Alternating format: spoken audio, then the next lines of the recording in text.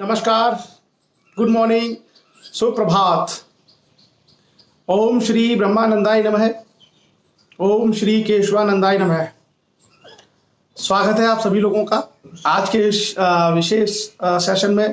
Today we are going to discuss about the personality test and the skill development. So this is special edition on Facebook live. Doctor Saurabh Rajput, he is a doctor in Eta Government Medical Hospital. So he requested that we should have a session on personality development and the communication skill and various other aspect of personality. So आज हम लोग वही चर्चा करने वाले हैं और एक स्पेशल एडिशन हमने डिजाइन किया कि लोगों के साथ में इस चीज पर बात करें, खास करके जो यूथ हैं कि कैसे वो अपनी पर्सनालिटी को इम्प्रेसिव बना सकते हैं और अलग अलग क्षेत्रों में जा करके वो कामयाबी हासिल कर सकते हैं।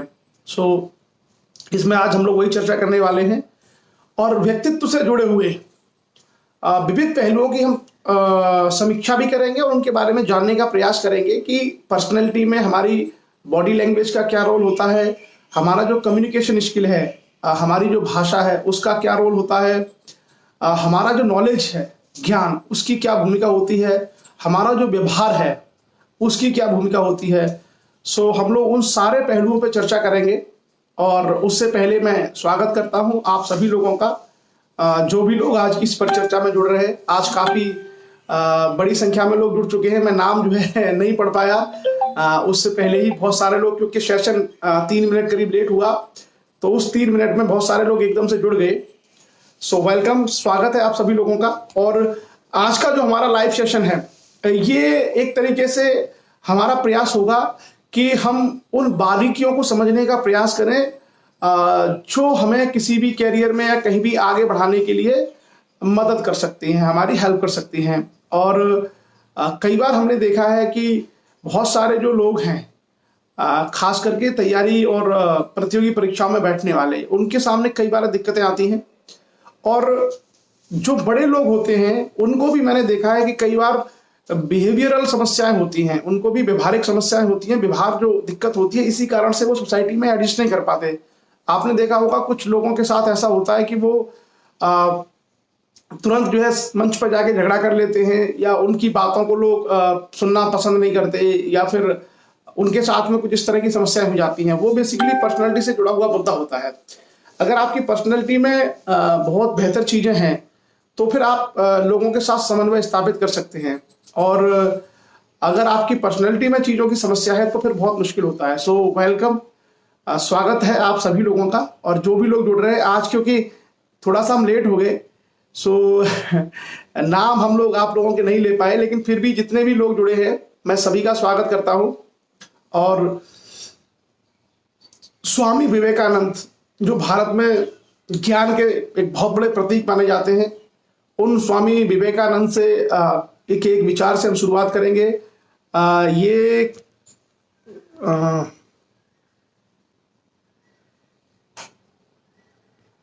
राजीव राजपूत जी, आप कोई भी पेन का उपयोग कर सकते हैं जिस पेन से आप लिखना आरंभ करें, और कोई सा भी पेन आप इस्तेमाल कर सकते हैं, उससे आप एग्जाम लिखिए, ऐसा कुछ भी नहीं है। सो थोड़ा सा हम इंतजार और करते हैं सभी लोगों के जुड़ने का, और जैसे ही सभी लोग जुड़ेंगे उसके बाद हम लोग अपनी चर्चा आरंभ करेंगे। और आज के सेशन में आपके अगर कोई भी सवाल भी रहते हैं तो आज मैं कोशिश करूंगा कि आप क्वेश्चंस को पूछें तो हम उसका जवाब भी दें, लेकिन थोड़े सेशन होने के बाद रखिएगा ताकि एक हमारे सेशन का रिदम बन जाए, और उसके बाद फिर हम क्वेश्चन आंसर सेशन की ओर आएंगे। जो जिन जिन पहलुओं की हम समीक्षा करने वाले हैं, जिन जिन पहलुओं पर हम लोग चर्चा करने वाले हैं, उनमें से बहुत सारी चीजें हम लोग जानते हैं व्यवहारिक रूप से, लेकिन कई बार उनके जो प्रैक्टिकल जो यूजेस हैं वो हम नहीं कर पाते, और इसी कारण से बहुत सारे लोगों के साथ समस्याएं होती हैं। नाम जो है मैं आज नहीं पढ़ पाया था, चलिए मैं थोड़ा सा समय निकाल के लोगों के नाम पढ़ दूं। लोग ये कहेंगे कि साहब आज नाम नहीं पढ़े हैं। आज हमारे बीच में जो लोग हैं उनमें आज मुझे लगता है बहुत बड़ी संख्या में नाम एक साथ हो गए तो पढ़ना मुश्किल है। पीछे वाले नाम चले गए सारे, क्योंकि मैं थोड़ा सेशन में लेट जुड़ पाया, इस कारण से वो जो नाम सभी का कलेक्टिवली मैं स्वागत करता हूं सामूहिक रूप से, और सभी का स्वागत है। चलिए, आज के सत्र की शुरुआत हम करेंगे स्वामी विवेकानंद के अपने ज्ञान से। भारत का प्रतिनिधित्व दुनिया भर में किया था और 1893 के शिकागो धर्म संसद में उन्होंने सहभागिता की थी, और उसके अलावा उन्होंने बहुत सारे ऐसे विचार दिए जो आज भी युवाओं के लिए प्रेरणा स्रोत हैं। इसलिए स्वामी विवेकानंद को भारत का यूथ आइकन कहा जाता है, और 12 जनवरी को उनका जन्म दिवस भी भारत में राष्ट्रीय युवा दिवस के रूप में मनाया जाता है, स्वामी विवेकानंद का जन्म दिवस। तो स्वामी विवेकानंद ने कहा था कि जो सत्य है, जो भी ट्रुथ है, उसे साहसपूर्वक निर्भीक होकर कहो। जो भी सत्य है उसे साहसपूर्वक निर्भीक होकर के कहो। उसे किसी को भी अगर कष्ट होता है तो उसकी ओर ध्यान मत दो। अगर आपको लगता है कि सत्य है तो उस सत्य को आप निर्भीक होकर के दुनिया के सामने रखो। आपको ये चिंता नहीं करनी चाहिए कि ये किसी को बुरा लग सकता है, क्योंकि हो सकता है किसी को बुरा लगे उस क्षण, लेकिन कुछ समय बाद उसको खुद इस बात का रियलाइजेशन होगा कि ये सत्य था, मुझे स्वीकार करना चाहिए था या मुझे समझना चाहिए था। सत्य की ज्योति बुद्धिमान मनुष्य के लिए अत्यधिक मात्रा में प्रखर प्रतीत होती है। सत्य की ज्योति बुद्धिमान मनुष्य के लिए अत्यधिक मात्रा में प्रखर प्रतीत होती है, उन्हें बहा ले जाती है, तो ले जाने दो। तो हमेशा दुनिया में बहुत सारी चीजें ऐसी हैं जो यथार्थ हैं, जो सत्य हैं, और कभी कभी होता है कि हम किसी विचारधारा से ग्रसित होकर के या किसी व्यक्तित्व के प्रभाव में आकर के उन चीजों को नहीं रख पाते, सत्य से दूर हो जाते हैं, और वो एक ऐसा जीवन जो हो जाता है, उस जीवन में हमेशा कष्ट होते हैं। और जो बड़े मनीषी रहे हैं, बड़े विद्वान रहे हैं, बड़े विचारक रहे हैं, उन सभी लोगों ने सत्य को पूरी स्पष्टता के साथ, पूरी निर्भीकता के साथ समाज के सामने रखा है। इसलिए उन लोगों की अमिट छाप समाज के ऊपर पड़ी और समाज ने उनके रास्तों पर चलने का प्रयास किया। आप देखिए, जो महान लोग हैं, जो महान विचारक हैं, अंततः दुनिया उनके विचारों को ही स्वीकार करती है, उन्हीं पर चलती है। चाहे वो पुराने समय के विचारक हों, चाहे आधुनिक भारत के विचारक हों, उन्हीं के विचारों पर यह दुनिया चलती है और उसी को वो समाज और देश को परिवर्तन करते हैं। मेरी आवाज के साथ में रिंकू राजवंशी को दिक्कत है कि रिंकू राजवंशी का कहना है आवाज नहीं आ रही है। अगर बाकी लोगों को भी आवाज नहीं मिल रही हो तो एक बार प्लीज बता दीजिए। मुझे लगता है वैसे आवाज ठीक होगी। हाँ, स्वामी विवेकानंद को हमें इसलिए पढ़ना चाहिए कि स्वामी विवेकानंद हमें तमाम तरह के ऐसे प्रेरणादायी विचार दे के गए, जैसे उठो, जागो और तब तक मत रुको जब तक कि लक्ष्य की प्राप्ति न हो जाए। तो ऐसे ही महान विद्वानों के माध्यम से दुनिया बदलती है, दुनिया चलती है, और जो लोगों के व्यक्तित्व में जो बदलाव आते हैं, लोगों की जो पर्सनैलिटीज में चेंज आते हैं, वो ऐसे विद्वान लोगों के माध्यम से ही आते हैं। तो आज हम लोग उन्हीं सब पहलुओं की चर्चा करेंगे, और जैसा हमने कहा था कि रोजाना हम लोगों को थोड़ा सा करंट अफेयर्स भी पढ़ना चाहिए।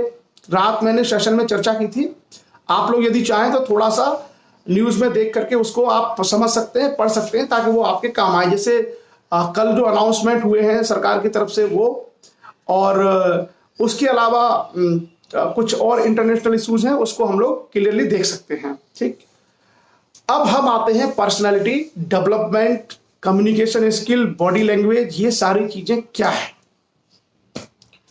आमतौर पर जब बोलचाल की भाषा में हम कहते हैं कि किसी व्यक्ति को देख करके आपके मन में आता होगा कि यार इनकी पर्सनालिटी बड़ी अच्छी है। आपने कहते हुए सुना होगा लोगों को, कभी कभी कहा होगा कि यार उनकी पर्सनालिटी बहुत अच्छी है, बहुत दमदार आदमी है। ऐसा अक्सर हम लोग आपस में चर्चा कहते हैं, अरे भाई वो तो कमाल पर्सनालिटी है, कमाल के व्यक्ति हैं। तो ये चीजें हम किस आधार पर कहते हैं किसी भी व्यक्ति के बारे में हम लोग कि वो बहुत अच्छी पर्सनालिटी है, या वो बहुत कमाल के व्यक्ति हैं, या वो तो बहुत दमदार व्यक्ति हैं, ये हम किस आधार पर कहते हैं। तो अगर इन सारे पहलुओं का हम गहराई से अध्ययन करें तो पर्सनालिटी के अंदर, पर्सनालिटी बनता है पर्सन से, और पर्सन का मतलब होता है व्यक्ति। व्यक्ति के अंदर जो कुछ भी गुण मौजूद हैं जिनको वो प्रकट करता है, उसी को हम कहते हैं पर्सनालिटी। वो उसके शरीर की रचना हो सकती है। जैसे मान लीजिए कोई व्यक्ति देखने में सुंदर है, कद काठी अच्छी है, मान लीजिए 6 फीट हाइट है, लंबा चौड़ा गोरा है, जैसे फिल्मी स्टार्स होते हैं, तो कई बार हम उसको देख के भी कहते हैं कि भाई क्या पर्सनैलिटी है। लेकिन ये पर्सनैलिटी का एक पहलू है, ये किसी के व्यक्तित्व का एक पहलू है जिसको हम शारीरिक या बायोलॉजिकल आधार पर बताते हैं कि उसकी लंबाई चौड़ाई बहुत अच्छी है, रंग गोरा है, देखने में चेहरा सुंदर है। तो कुछ लोग इसको एक पर्सनैलिटी का हिस्सा मानते हैं। उसके अलावा एक पर्सनैलिटी का हिस्सा होता है कि किसी भी व्यक्ति के अंदर कितनी संवेदनशीलता है। अगर उसे कुछ चीजों को सुन करके, देख करके अगर उसके अंदर संवेदनशीलता पैदा हो जाती है और वो उससे जुड़ जाता है और फिर वो उसके समाधान के रास्ते खोजता है, तो उसे भी हम कहते हैं कि भाई क्या पर्सनैलिटी है, क्या व्यक्ति है। मतलब ये व्यक्ति है जो समाज की चिंता करता है, ये व्यक्ति है जो समाज को आगे लेके जाना चाहता है। तो इसको हम लोग बोलते हैं एक तरीके से इमोशनल, जो उसके अंदर एट्रीब्यूट्स हैं, संवेदनात्मक गुण। मैं बहुत सिंपल लैंग्वेज में आपको बताने का प्रयास करूंगा। और क्योंकि मैंने बहुत साल पहले, आज से करीब 15 साल पहले मैंने बीएड किया था, बैचलर ऑफ एजुकेशन। तो बीएड में मैंने ये सारी चीजें पढ़ी हुई थी, पर्सनैलिटी से रिलेटेड मनोवैज्ञानिक पहलू और ये सारी चीजों का अध्ययन किया था उस समय। आज जो मैं चर्चा करने वाला हूं वो व्यवहारिक रूप से हम लोगों को समझने में क्या आसान है उसके विषय में। तो एक होता है शरीर के आधार पर कि किसी के फिजिकल हमने अपीयरेंस को देखा और हमको लगा कि भाई ये बड़ी अच्छी पर्सनैलिटी है। जैसे हमारे सीडी जंगेल साहब हैं, तो राजस्थान छत्तीसगढ़ में आप हमारे लक्ष्य के प्रभारी हैं, बहुत अच्छी हाइट है, आप उनको देखेंगे तो देखते कहेंगे भाई क्या पर्सनैलिटी है। तो ये एक एट्रीब्यूट है कि किसी के फिजिकल स्ट्रक्चर को देख करके उसकी पर्सनैलिटी के बारे में एक राय बना लेना। एक होता है उसका इमोशनल चीजें, उसके अंदर कितने इमोशंस हैं लोगों को लेकर के, उनकी चिंताओं को लेकर के, उनकी समस्याओं को लेकर के। तीसरा होता है संज्ञान लेना, किसी चीज का कॉग्निजेंस लेने की जो कैपेबिलिटी होती है किसी व्यक्ति में, उसको हम लोग पर्सनैलिटी से जोड़ करके देखते हैं। चौथी चीज होती है किसी भी व्यक्ति के अंदर उसका व्यवहार, बिहेवियरल चीजें, जैसे आप दूसरों के प्रति किस प्रकार से बातचीत करते हैं, आपका चलने का ढंग कैसा है, आपकी अनुक्रिया घटनाओं पर कैसी होती है, दूसरे लोगों के साथ किस तरीके से आप एडजस्ट करते हैं, ये सारा आता है हमारे व्यवहार के अंतर्गत। तो हमारा जो व्यवहार है, हमारी जो पर्सनैलिटी है और हमारे पास जो नॉलेज है, ज्ञान है, ये सारी चीजें मिलकर के बनाती हैं किसी भी व्यक्ति का पर्सनैलिटी। आमतौर पे लोगों की अवधारणा ये रही है कि आमतौर पे जो देखने में अच्छे लोग हैं उनको ही लोग ये कहते रहे कि भाई इनकी पर्सनैलिटी अच्छी है। लेकिन समय के साथ साथ ये अवधारणाएं बदली और ज्ञान को महत्ता मिली। जिस व्यक्ति के पास अच्छा ज्ञान है उस व्यक्ति की पर्सनैलिटी को अच्छा माना गया। उसके बाद फिर से अवधारणा बदली और नई अवधारणा ये निकल के आई कि किसी व्यक्ति का व्यवहार कितना अच्छा है। अगर उसका व्यवहार अच्छा है लोगों के प्रति, अपने किसी संगठन में काम करता है, उसमें सरकारी दफ्तर में है तो सरकारी ऑफिस में अगर उसका व्यवहार लोगों के प्रति कैसा है या आम लोगों के साथ उसका व्यवहार कैसा है, तो ये जो सारी चीजें हैं, ये सारी की सारी चीजें ज्यादा महत्वपूर्ण है किसी भी पर्सनैलिटी के लिए। पर्सनैलिटी पे आने से पहले हम किसी व्यक्ति के अगर व्यक्तित्व को देखना चाहें तो दो चीजें उसके व्यक्तित्व को निर्धारित करती हैं, किसी भी व्यक्ति के व्यक्तित्व को। पहली चीज होती है उसकी जननांकिकी, जेनेटिक्स बोलते हैं इसे इंग्लिश में। कोई भी बच्चा जब पैदा होता है तो वो अपने माता पिता के लक्षण लेके आता है, यानी माता पिता के जो जीन्स होते हैं वो जीन्स उस बच्चे में ट्रांसफर होते हैं। तो पहला जो विषय है वो यही है कि माता पिता के जो जीन्स उस बच्चे को मिले हुए हैं, उस जीन्स के आधार पर उस बच्चे का विकास होता है, उसकी पर्सनैलिटी डेवलप होती है। और जो दूसरा जो पहलू है वो उससे ज्यादा महत्वपूर्ण है, वो है उसका जो एनवायरनमेंट है, जो वातावरण है, जिस वातावरण में उसकी परवरिश होती है। जैसे मान लीजिए कि भारत का हिंदुस्तान के कोई दंपत्ति हैं, हस्बैंड वाइफ, उनको एक बच्चा हुआ इंडिया में और 3-4 महीने बाद वो लेके चले गए उसको इंग्लैंड, क्योंकि उसके पति इंग्लैंड में काम करते थे तो वो इंग्लैंड में जाकर के बस गए। तो वो जो बच्चा है उसको जो जीन्स है, उसकी जो जेनेटिक्स है वो भारतीय माता पिता की है। तो अपने माता पिता के अनुरूप उसका रंग रूप हो सकता है, उसकी लंबाई और उसके शारीरिक बनावट हो सकती है। लेकिन जिस इंग्लैंड के एनवायरनमेंट में अब वो रहेगा तो उसका जो बिहेवियर है और उसकी जो पर्सनैलिटी है उसमें उसका प्रभाव पड़ना आरंभ हो जाएगा। वो बच्चा हिंदी ना बोलने के बजाय, जैसे भारत में अगर कहीं था तो हो सकता है वो हिंदी बोलना सीखता, वो इंग्लैंड में जाकर अगर रह रहा है तो आप देखना कि बहुत अच्छी तरीके से वो इंग्लिश बोलना सीखेगा।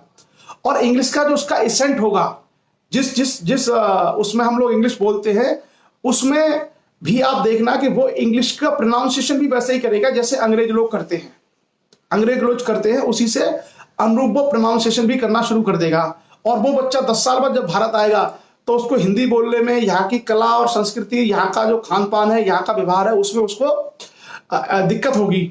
और वो आपको पूरा का पूरा है वो भारतीय, उसके माता पिता भारतीय हैं, उसके आनुवंशिक लक्षण पूरे उसके माता पिता के हैं, लेकिन पर्यावरण जो उसको मिला, एनवायरनमेंट जो उसको मिला, उस एनवायरनमेंट ने उसको कंप्लीटली चेंज कर दिया।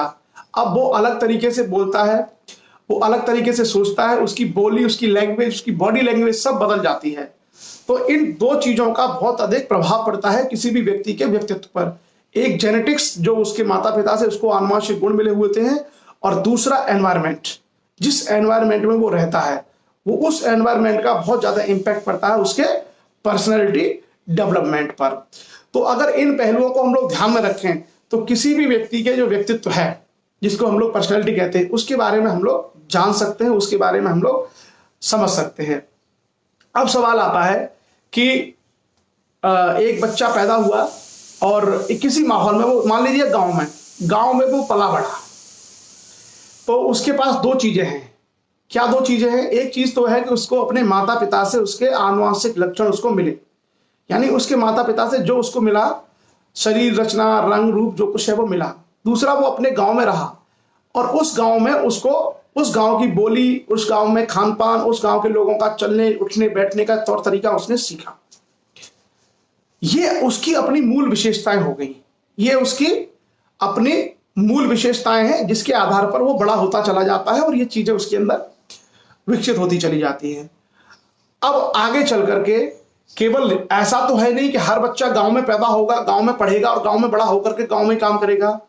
उसके सामने दुनिया खुलती है, और जब उसके सामने दुनिया खुलती है तो दुनिया में वो अपना स्थान बनाने के लिए संघर्ष करता है। हो सकता है वो किसी प्राइवेट सेक्टर में जाना चाहता हो, कोई इंजीनियर बनना चाहता हो डॉक्टर बनना चाहता हो सकता है वो सरकारी अधिकारी बनना चाहता हो सकता है वो कोई बिजनेस खड़ा करना चाहता हो। यानी उसके सामने दुनिया के बहुत सारे ऑप्शन आते हैं अपने आप को सिद्ध करने के लिए, अपने आप को प्रूव करने के लिए और अपने आप को एक तरीके से स्थापित करने के लिए। ये बहुत सारे पहलू उसके सामने आना शुरू हो जाते हैं और यहीं से समस्या खड़ी होती है पर्सनैलिटी की। ये पर्सनैलिटी ये बेसिकली क्या है कि पर्सनैलिटी आपकी जो अपनी खुद की है उससे ज्यादा महत्वपूर्ण है कि दूसरे लोग उसको कैसे समझते हैं, यानी सामने वाले को वो कैसी लगती है। अगर सामने वाले लोगों को अच्छी लगती है तो आपको हो सकता है कहीं जॉब मिल जाए, आपको हो सकता है कहीं काम का अवसर मिल जाए, लेकिन आपकी पर्सनैलिटी अगर सामने वाले को अच्छी नहीं लगती है तो फिर आपके पास कितना ज्ञान है, किस घर में आप पैदा हुए, कैसी आपकी जेनेटिक्स है, वो बहुत महत्वपूर्ण नहीं रह जाती है। और इन्हीं सारी समस्याओं से जूझता है ग्रामीण क्षेत्र का युवा। जो रूरल के जो बच्चे हैं वो इन्हीं सारी समस्याओं से जूझते हैं, क्योंकि ग्रामीण जो मानदंड हैं, गांव के जो मानदंड हैं वो अलग हैं। वहां पर लोगों को कैजुअली हम लेते हैं बहुत, जैसे कोई आता है गांव में तो वो अपने कहीं भी बैठ के खाना खा रहा है, क्योंकि गांव की संस्कृति ऐसी है। किसी भी तरह के कपड़े पहने हुआ है, जमीन पे बैठे हुआ है, कई सारी चीजें ऐसी हैं वो जो आराम से, क्योंकि वो गलत नहीं है, that is a part of culture, वो ग्रामीण संस्कृति का हिस्सा है और वो हजारों सालों से चल रहा है, तो वो गलत नहीं है। लेकिन आधुनिक परिप्रेक्ष्य में जब हम वहां से निकल करके किसी नेशनल या इंटरनेशनल फोरम पर जब आते हैं तो वहीं वो बाधा बन जाते हैं, वहां उसको स्वीकार्य व्यवहार में नहीं माना जाता।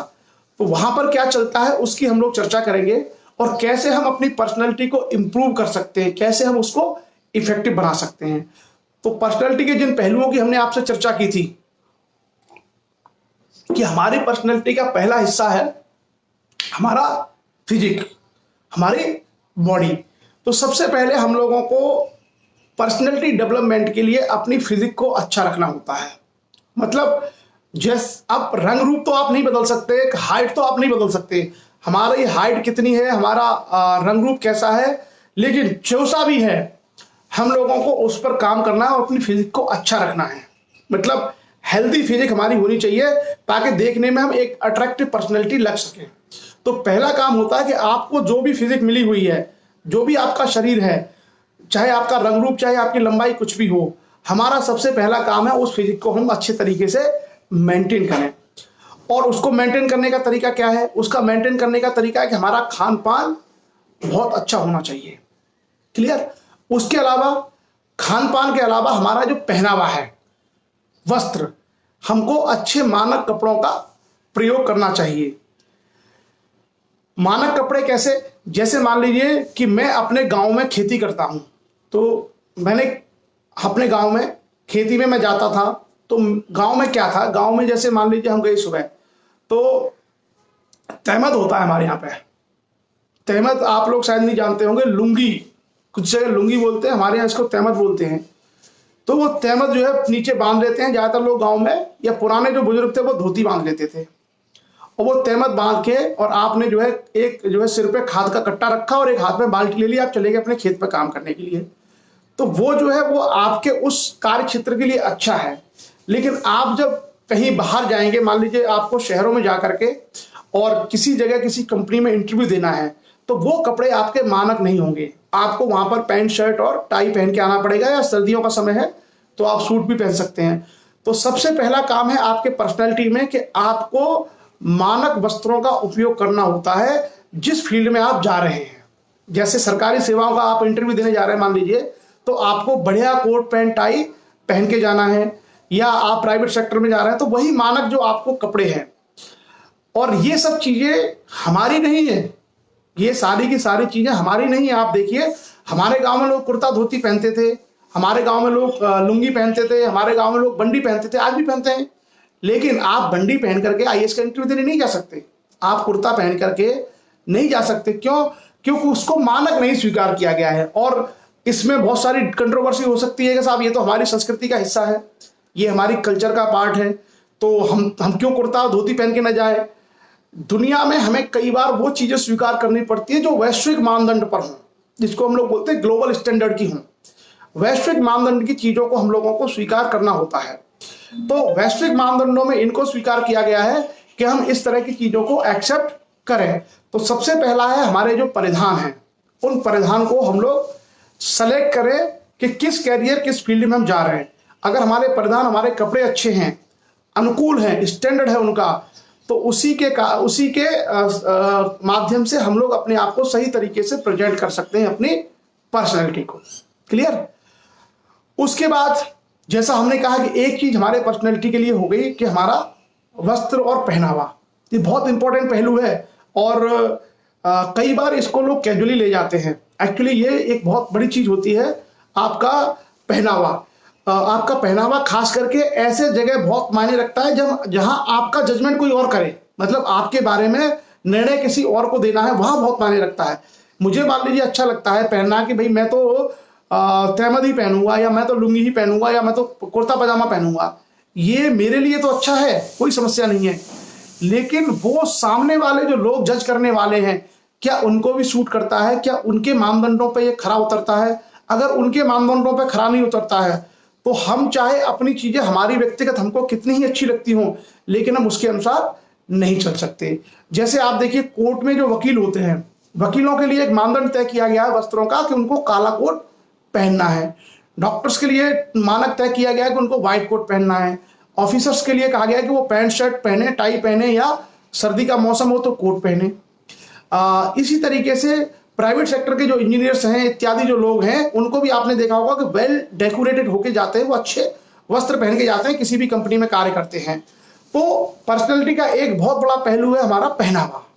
और इस पहनावे को लेकर के ग्रामीण समाज में एक कैजुअल अप्रोच होती है, वहां पर उतना हम लोग इस पर ध्यान नहीं देते, क्योंकि वहां के जो बच्चे हैं, वहां पढ़ने के बाद अगर वो खेती बाड़ी करते हैं तो उनको साक्षात्कार जैसी समस्याओं से बहुत कम जूझना पड़ता है, क्योंकि उनमें से बहुत कम लोग हैं जो कंपटीशन पास करते हैं, और बहुत कम बच्चे हैं जो कंपटीशन पास करके इंटरव्यू या साक्षात्कार तक पहुंचते हैं। तो ज्यादातर जो ग्रामीण समुदाय है उसके अंदर ये सारी की सारी चीजों के साथ में उनका उससे कभी इंटरेक्शन होता नहीं है और इस कारण से वो सीख नहीं पाते हैं। तो एक बड़ी समस्या रहती है व्यक्तित्व की। अब आप देखिए कि ट्रेन में, अगर किसी ट्रेन में कोई व्यक्ति जा रहा है और वो कोट पैंट टाई पहने हुए है, और एक व्यक्ति है जो कपड़े पहने हुए हैं, मान लीजिए पजामा कुर्ता पहना है और सिर पे जो है कपड़ा बांधे हुए है, तो जब भी कभी टीटी आता है या कोई भी व्यक्ति आएगा तो आप देखना, पुलिस वाले भी अगर चेक करने आएंगे तो जो कोट पैंट टाई वाला व्यक्ति है उससे वो नहीं पूछेंगे, और कोई वैसा आदमी बैठा हो उससे वो पूछेंगे टिकट कहाँ है। ये सब चीजें जो होती हैं, ये क्या है, सही गलत की बात नहीं है, ये मैं इम्पैक्ट की बात बता रहा हूं कि इसका कैसा इम्पैक्ट होता है। और ये बड़ा मनोवैज्ञानिक है, ये बहुत मनोवैज्ञानिक होता है कि सामने वाले जो लोग हैं आपका बिहेवियर बहुत हद तक आपके पहनावे से तय करते हैं।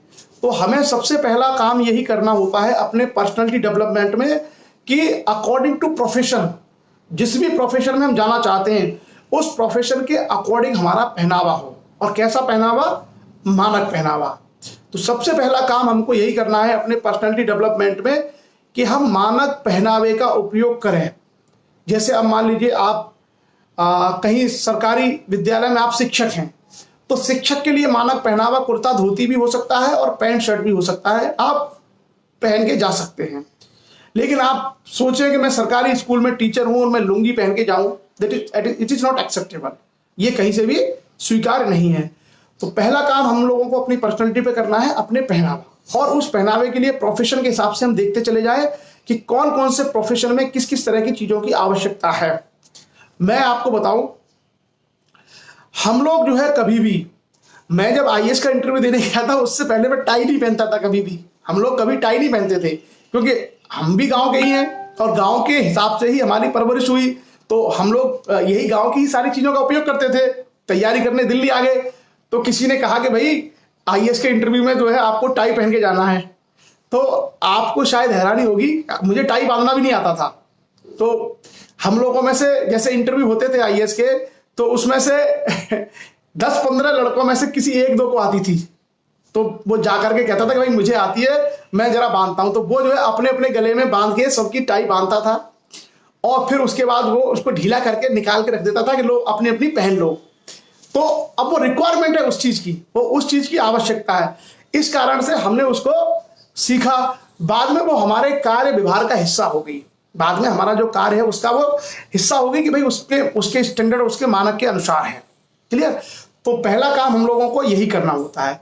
दूसरा काम है पर्सनैलिटी के लिए आपका, पहला काम आपकी फिजिक, शरीर को अच्छा रखना, दूसरा आपका पहनावा, तीसरा काम है आपका नॉलेज, ज्ञान हासिल करना। किसी भी व्यक्ति का व्यक्तित्व उतना ही मजबूत है जितना वो ज्ञानी है। अगर आपको जितना अधिक ज्ञान है उतना ही आपका व्यक्तित्व मजबूत है। आप अगर सोचिए कि आपकी हाइट 6 फीट है, आप कसरत भी करते हैं, जिम एक्सरसाइज भी करते हैं, बढ़िया कपड़े भी पहनते हैं, बॉडी बिल्डर हैं आप, लेकिन अगर आपके पास नॉलेज नहीं है, आपके पास ज्ञान नहीं है, तो आप किसी 5.5 फीट के आदमी के पास जो ज्ञानी है उसके बगल में खड़े होकर के उसके सुरक्षा गार्ड बन पाओगे। क्लियर।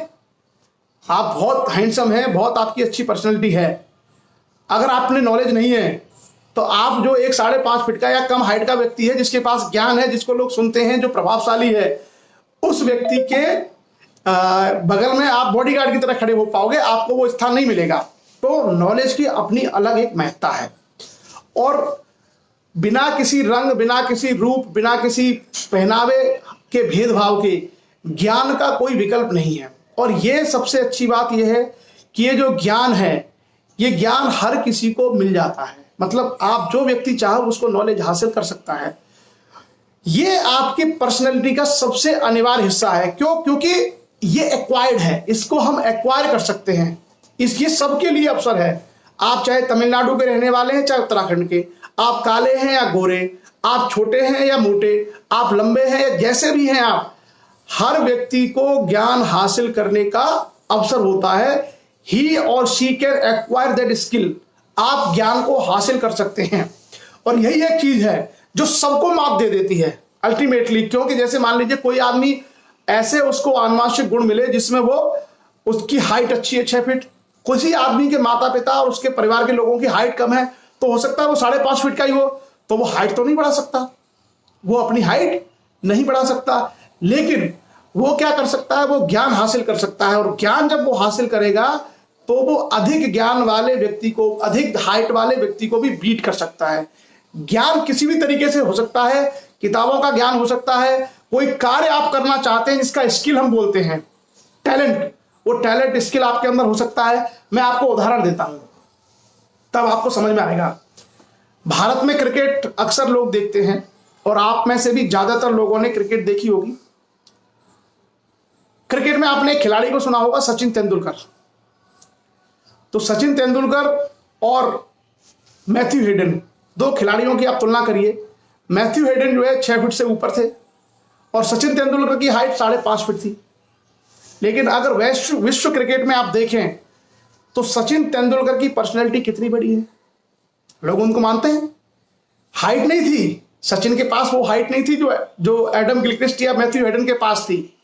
लेकिन सचिन के पास क्या था, सचिन के पास नॉलेज था, किसका, क्रिकेट का स्किल था, टैलेंट था। तो उन्होंने क्या है, अपने टैलेंट के दम पर वो सारी चीजों को पीछे छोड़ दिया जो किसी भी व्यक्ति की पर्सनैलिटी के लिए जरूरी होती है। क्लियर। तो ये सचिन का एग्जाम्पल, या आप डॉक्टर एपीजे अब्दुल कलाम को देखिए। डॉक्टर एपीजे अब्दुल कलाम की जो पर्सनैलिटी थी, बड़े साधारण से व्यक्ति थे, चेहरे मोहरे से, रंग से, कलर से, आपको बड़े साधारण से व्यक्ति थे। लेकिन उन्होंने इतना ज्ञान हासिल किया, इतना ज्ञान हासिल किया कि वही डॉक्टर एपीजे अब्दुल कलाम भारत में करोड़ों लोगों के आइकन हो गए, करोड़ों लोगों के आइकन बन गए, प्रेरणा स्रोत बन गए वो। मुझे लगता है कि जब तक वो जिंदा थे सबसे ज्यादा लोग उनको ही फॉलो करते थे। मतलब उस समय शायद किसी राजनेता का इतना प्रभाव नहीं था लोगों में जितना कलाम साहब का था। साधारण कदकाठी, पतले, रंग रूप बड़ा सामान्य था, लेकिन क्या था उनके पास, नॉलेज थी, ज्ञान था। तो जैसा हमने पहले कहा कि आपकी जो फिजिक है, आपका जो शरीर है, वो आपकी पर्सनैलिटी का एक हिस्सा है, उसको आप मेंटेन रखिए बढ़िया तरीके से।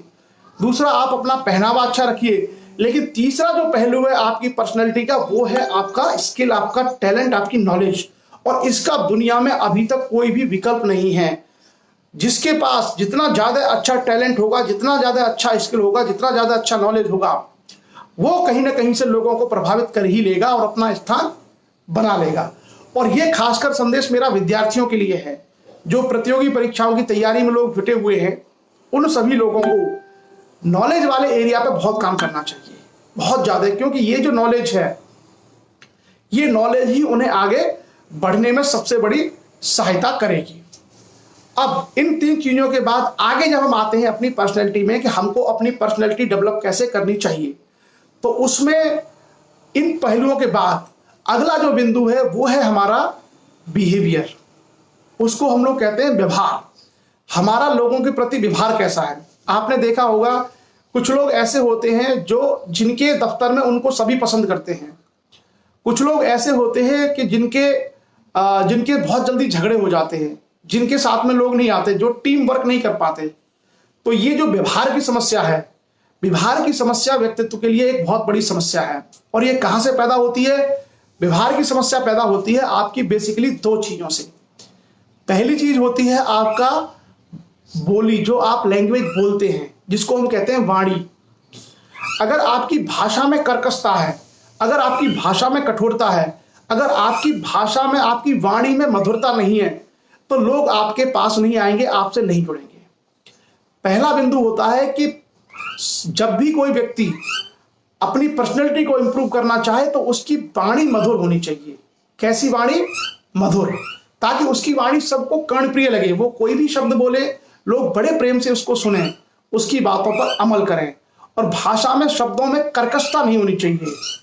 तो हमें अपने व्यक्तित्व विकास के क्रम में जो हमारा व्यवहार है, उस व्यवहार में, व्यवहार हमारा परिलक्षित होता है किसके माध्यम से, हमारी वाणी के माध्यम से। हमारा जो वाणी है, उस वाणी में क्या होना चाहिए, मधुरता।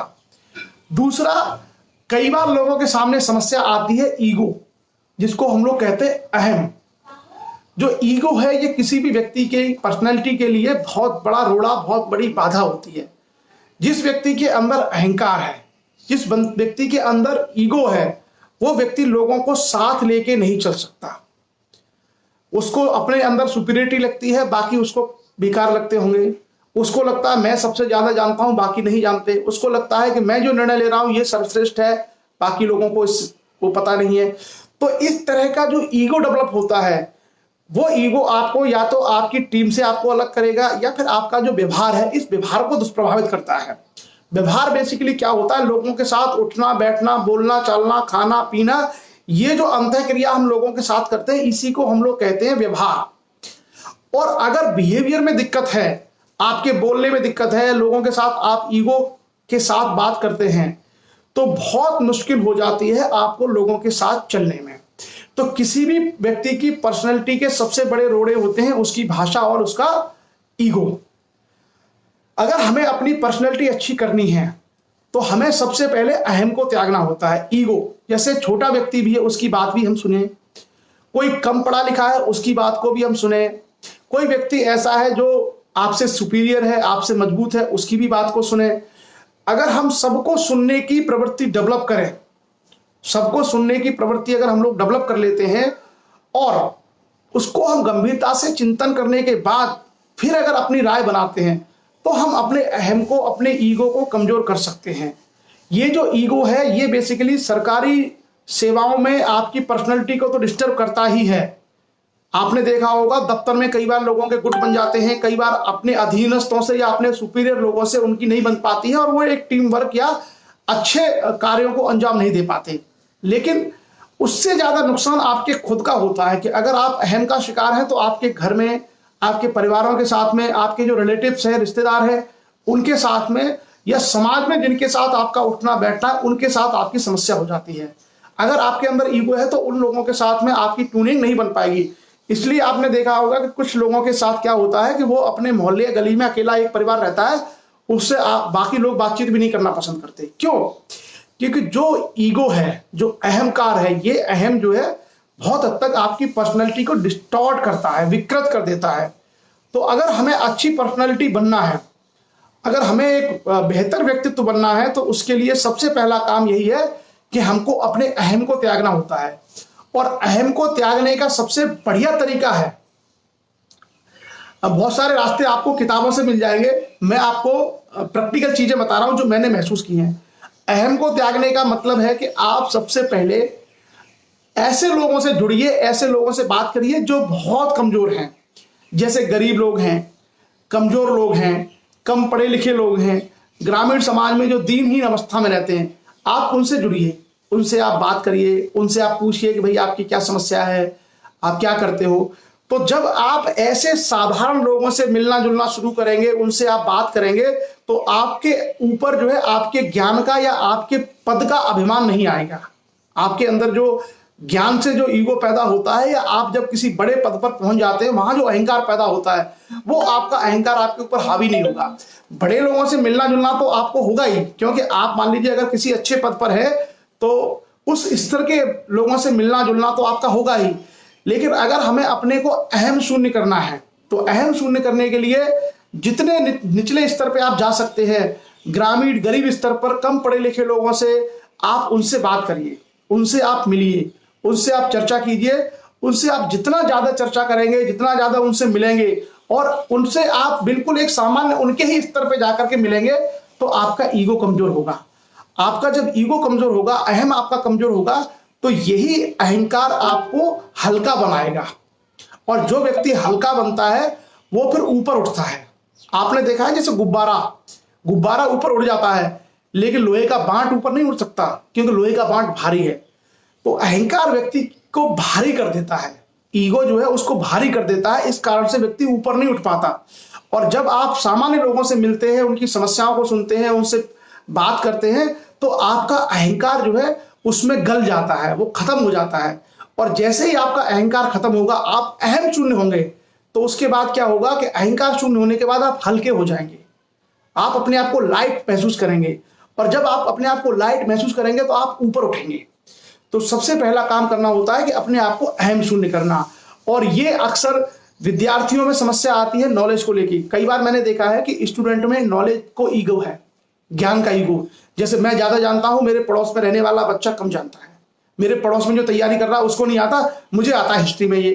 तो ये जो ईगो है, कई बार ये ईगो आपको ओवर कॉन्फिडेंस का शिकार बनाता है कि भाई मुझे ज्यादा नॉलेज है, दूसरे को कम नॉलेज है।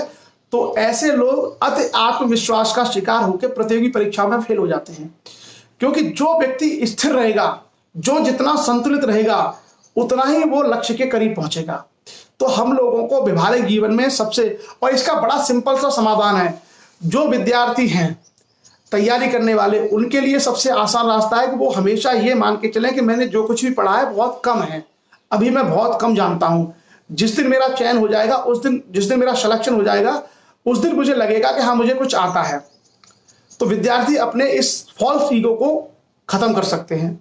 दूसरा, जिन लोगों की नौकरी लग गई है या जो लोग ठीक ठाक पोजीशन पर पहुंच गए, उनके ईगो को खत्म करने का सबसे अच्छा तरीका है, क्या तरीका है कि वो जाकर के सामान्य लोगों से मिलना जुलना कभी नहीं छोड़ें।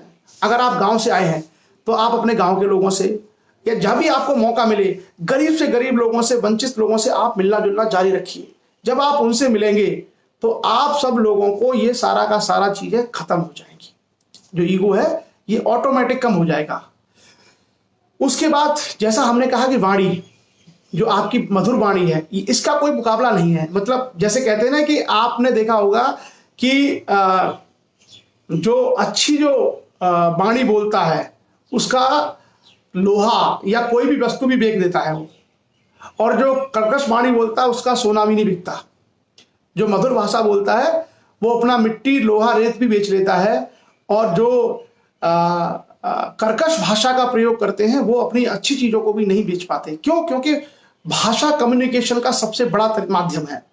अगर हमारी भाषा प्रभावशाली है, भाषा में अगर मधुरता है, तो वो भाषा अपना एक अलग इम्पैक्ट छोड़ती है।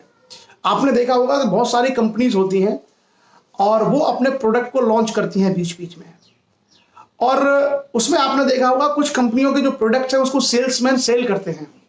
तो आपने देखा होगा कि जो सेल्समैन होते हैं ऐसे लोगों को चुना जाता है कि जिन लोगों की लैंग्वेज बड़ी मधुर हो, वही सेल कर पाएंगे। कोई अक्खड़ आदमी, लड़ने वाला आदमी कभी प्रोडक्ट्स को नहीं बेच पाता है। तो जो लोग एमबीए करते हैं, एमबीए में खास करके मार्केटिंग में जो एमबीए करते हैं, वहां पर ये चीजें बहुत अच्छे तरीके से पढ़ाई जाती हैं। मतलब बहुत लंबे समय तक का कोर्स होता है पर्सनैलिटी ट्रांसफॉर्मेशन का, आपका एमबीए में, मार्केटिंग में। सो उससे हम लोग सीख सकते हैं। मतलब भाषा क्या है? बेसिकली भाषा आपके व्यक्तित्व का आईना है। आप क्या हैं इसको सबसे अच्छे तरीके से प्रकट करती है आपकी भाषा। तो हम लोगों को अगर दूसरे लोगों के साथ में ससम्मान बात करनी है, उनका भी सम्मान करना है, हमारा भी सम्मान हो और एक अच्छा वातावरण पैदा हो, तो हम लोगों को भाषा में माधुर्य बरतना चाहिए, मीठी वाणी बोलनी चाहिए। इसका कोई साइड इफेक्ट नहीं है, इसका कोई नुकसान नहीं है। कहीं से भी आप मधुर भाषा बोल के देखिए, हो सकता है कुछ लोग आपकी बात ना माने, हो सकता है कुछ लोग आपके रास्ते पर ना चलें, लेकिन फिर भी इसका कोई भी नुकसान नहीं होता है। और भाषा क्या है? आपकी जो भाषा है वो सामने वाले पर प्रभाव पैदा करती है इमीडिएटली। आप अगर किसी से पहली बार मिलते हैं तो जिस भाषा और जिन शब्दों का प्रयोग आपने किया, वो भाषा ही आपके ऊपर सबसे बड़ा प्रभाव डालती है सामने वाले पर। और उनको अगर आपकी वाणी समझ में आ गई, अगर आपकी भाषा अच्छी लगी, तो धीरे धीरे वो आपके विचारों में भी इंटरेस्ट लेना शुरू कर देते हैं, आपके विचारों में इंटरेस्ट लेना शुरू कर देते हैं। और जब विचारों में इंटरेस्ट होगा तो फिर आप एक दूसरे से ठीक से इंटरेक्ट कर पाएंगे और आपस में अपने आप को सिद्ध कर पाएंगे। क्लियर? उसके बाद आगे हम बढ़ते हैं पर्सनैलिटी पर।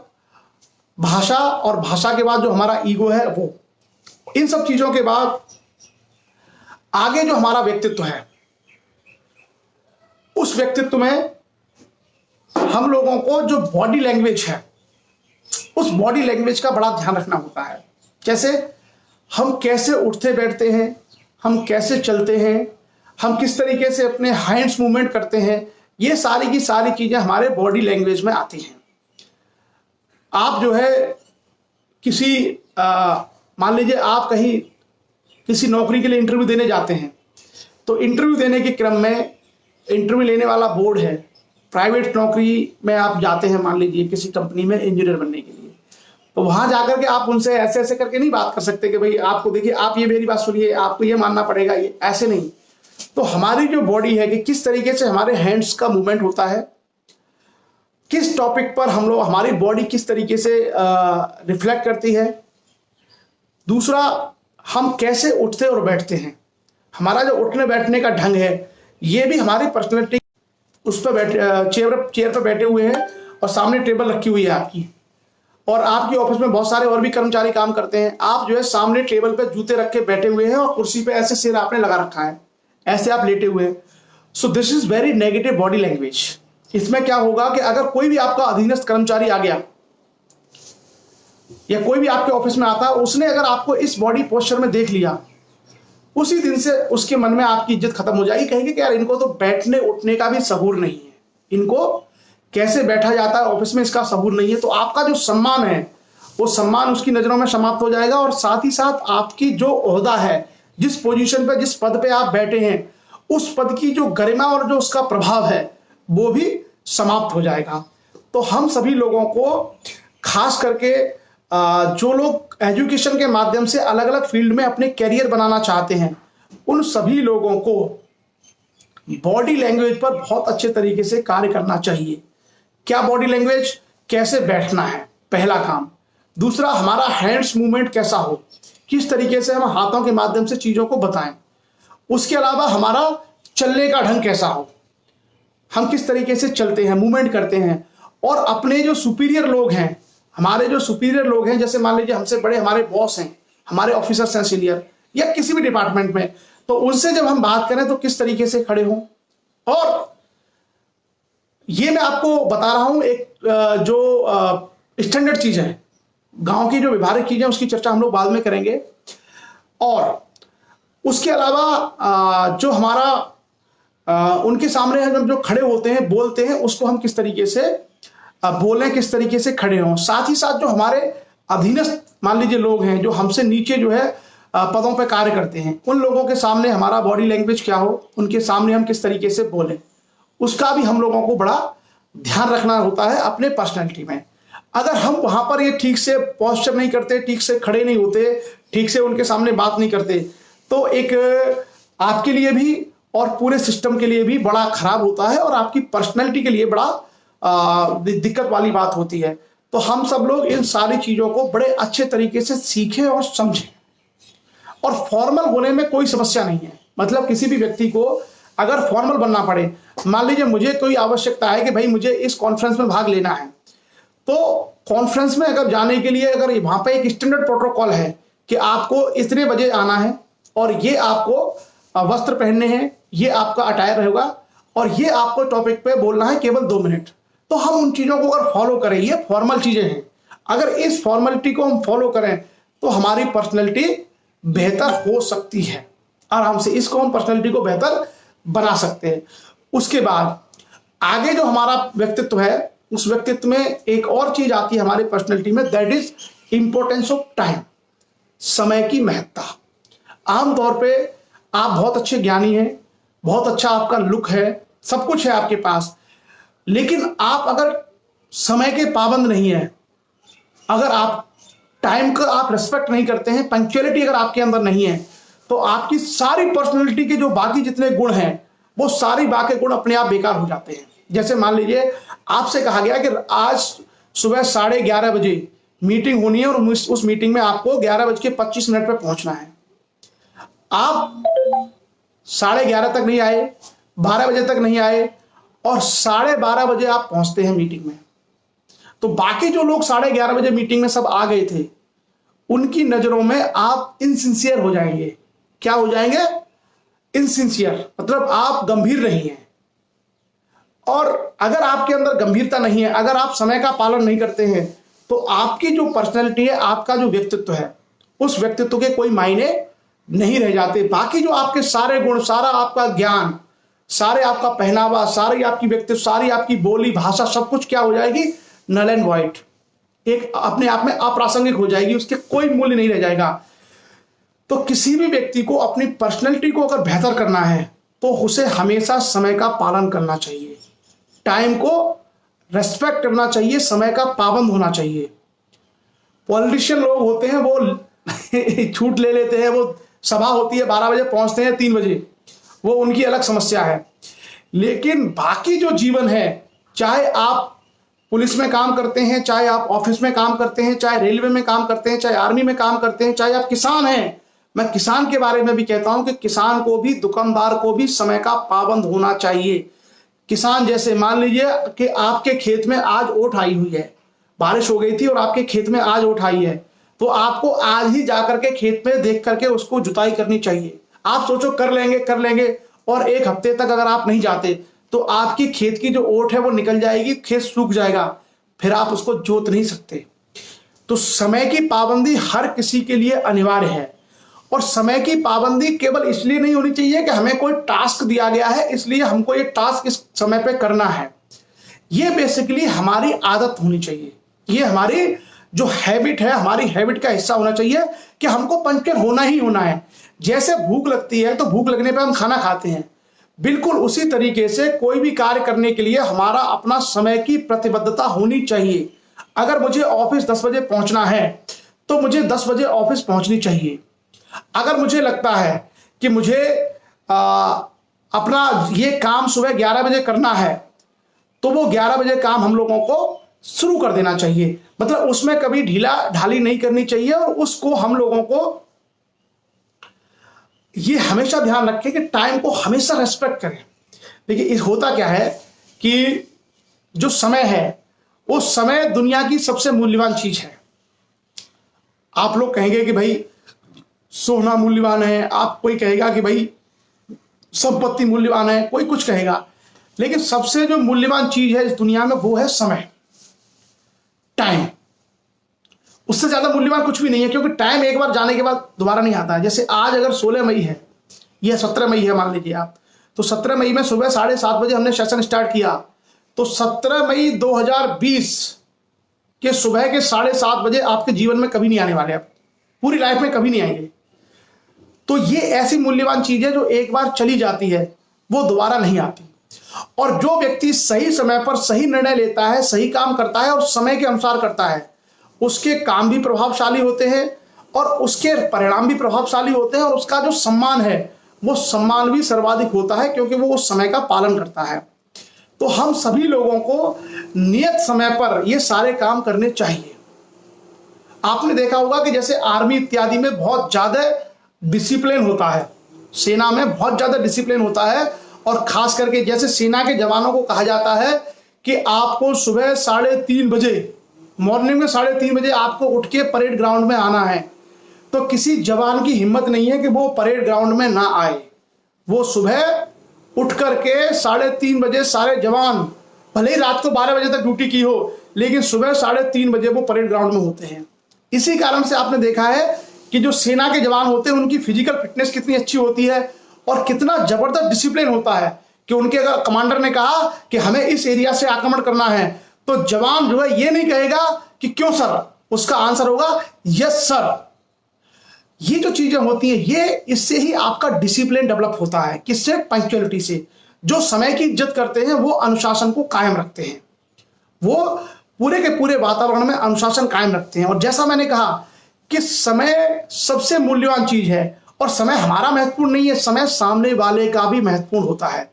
ऐसा ना हो कि हम बैठे हैं अपने घरों में और सामने 20 लोग मीटिंग में आकर 1 घंटा पहले से बैठे हुए हैं, तो हमने अपने समय का तो नुकसान किया ही किया, हमने उन 20 लोगों के बहुत मूल्यवान समय का नुकसान किया।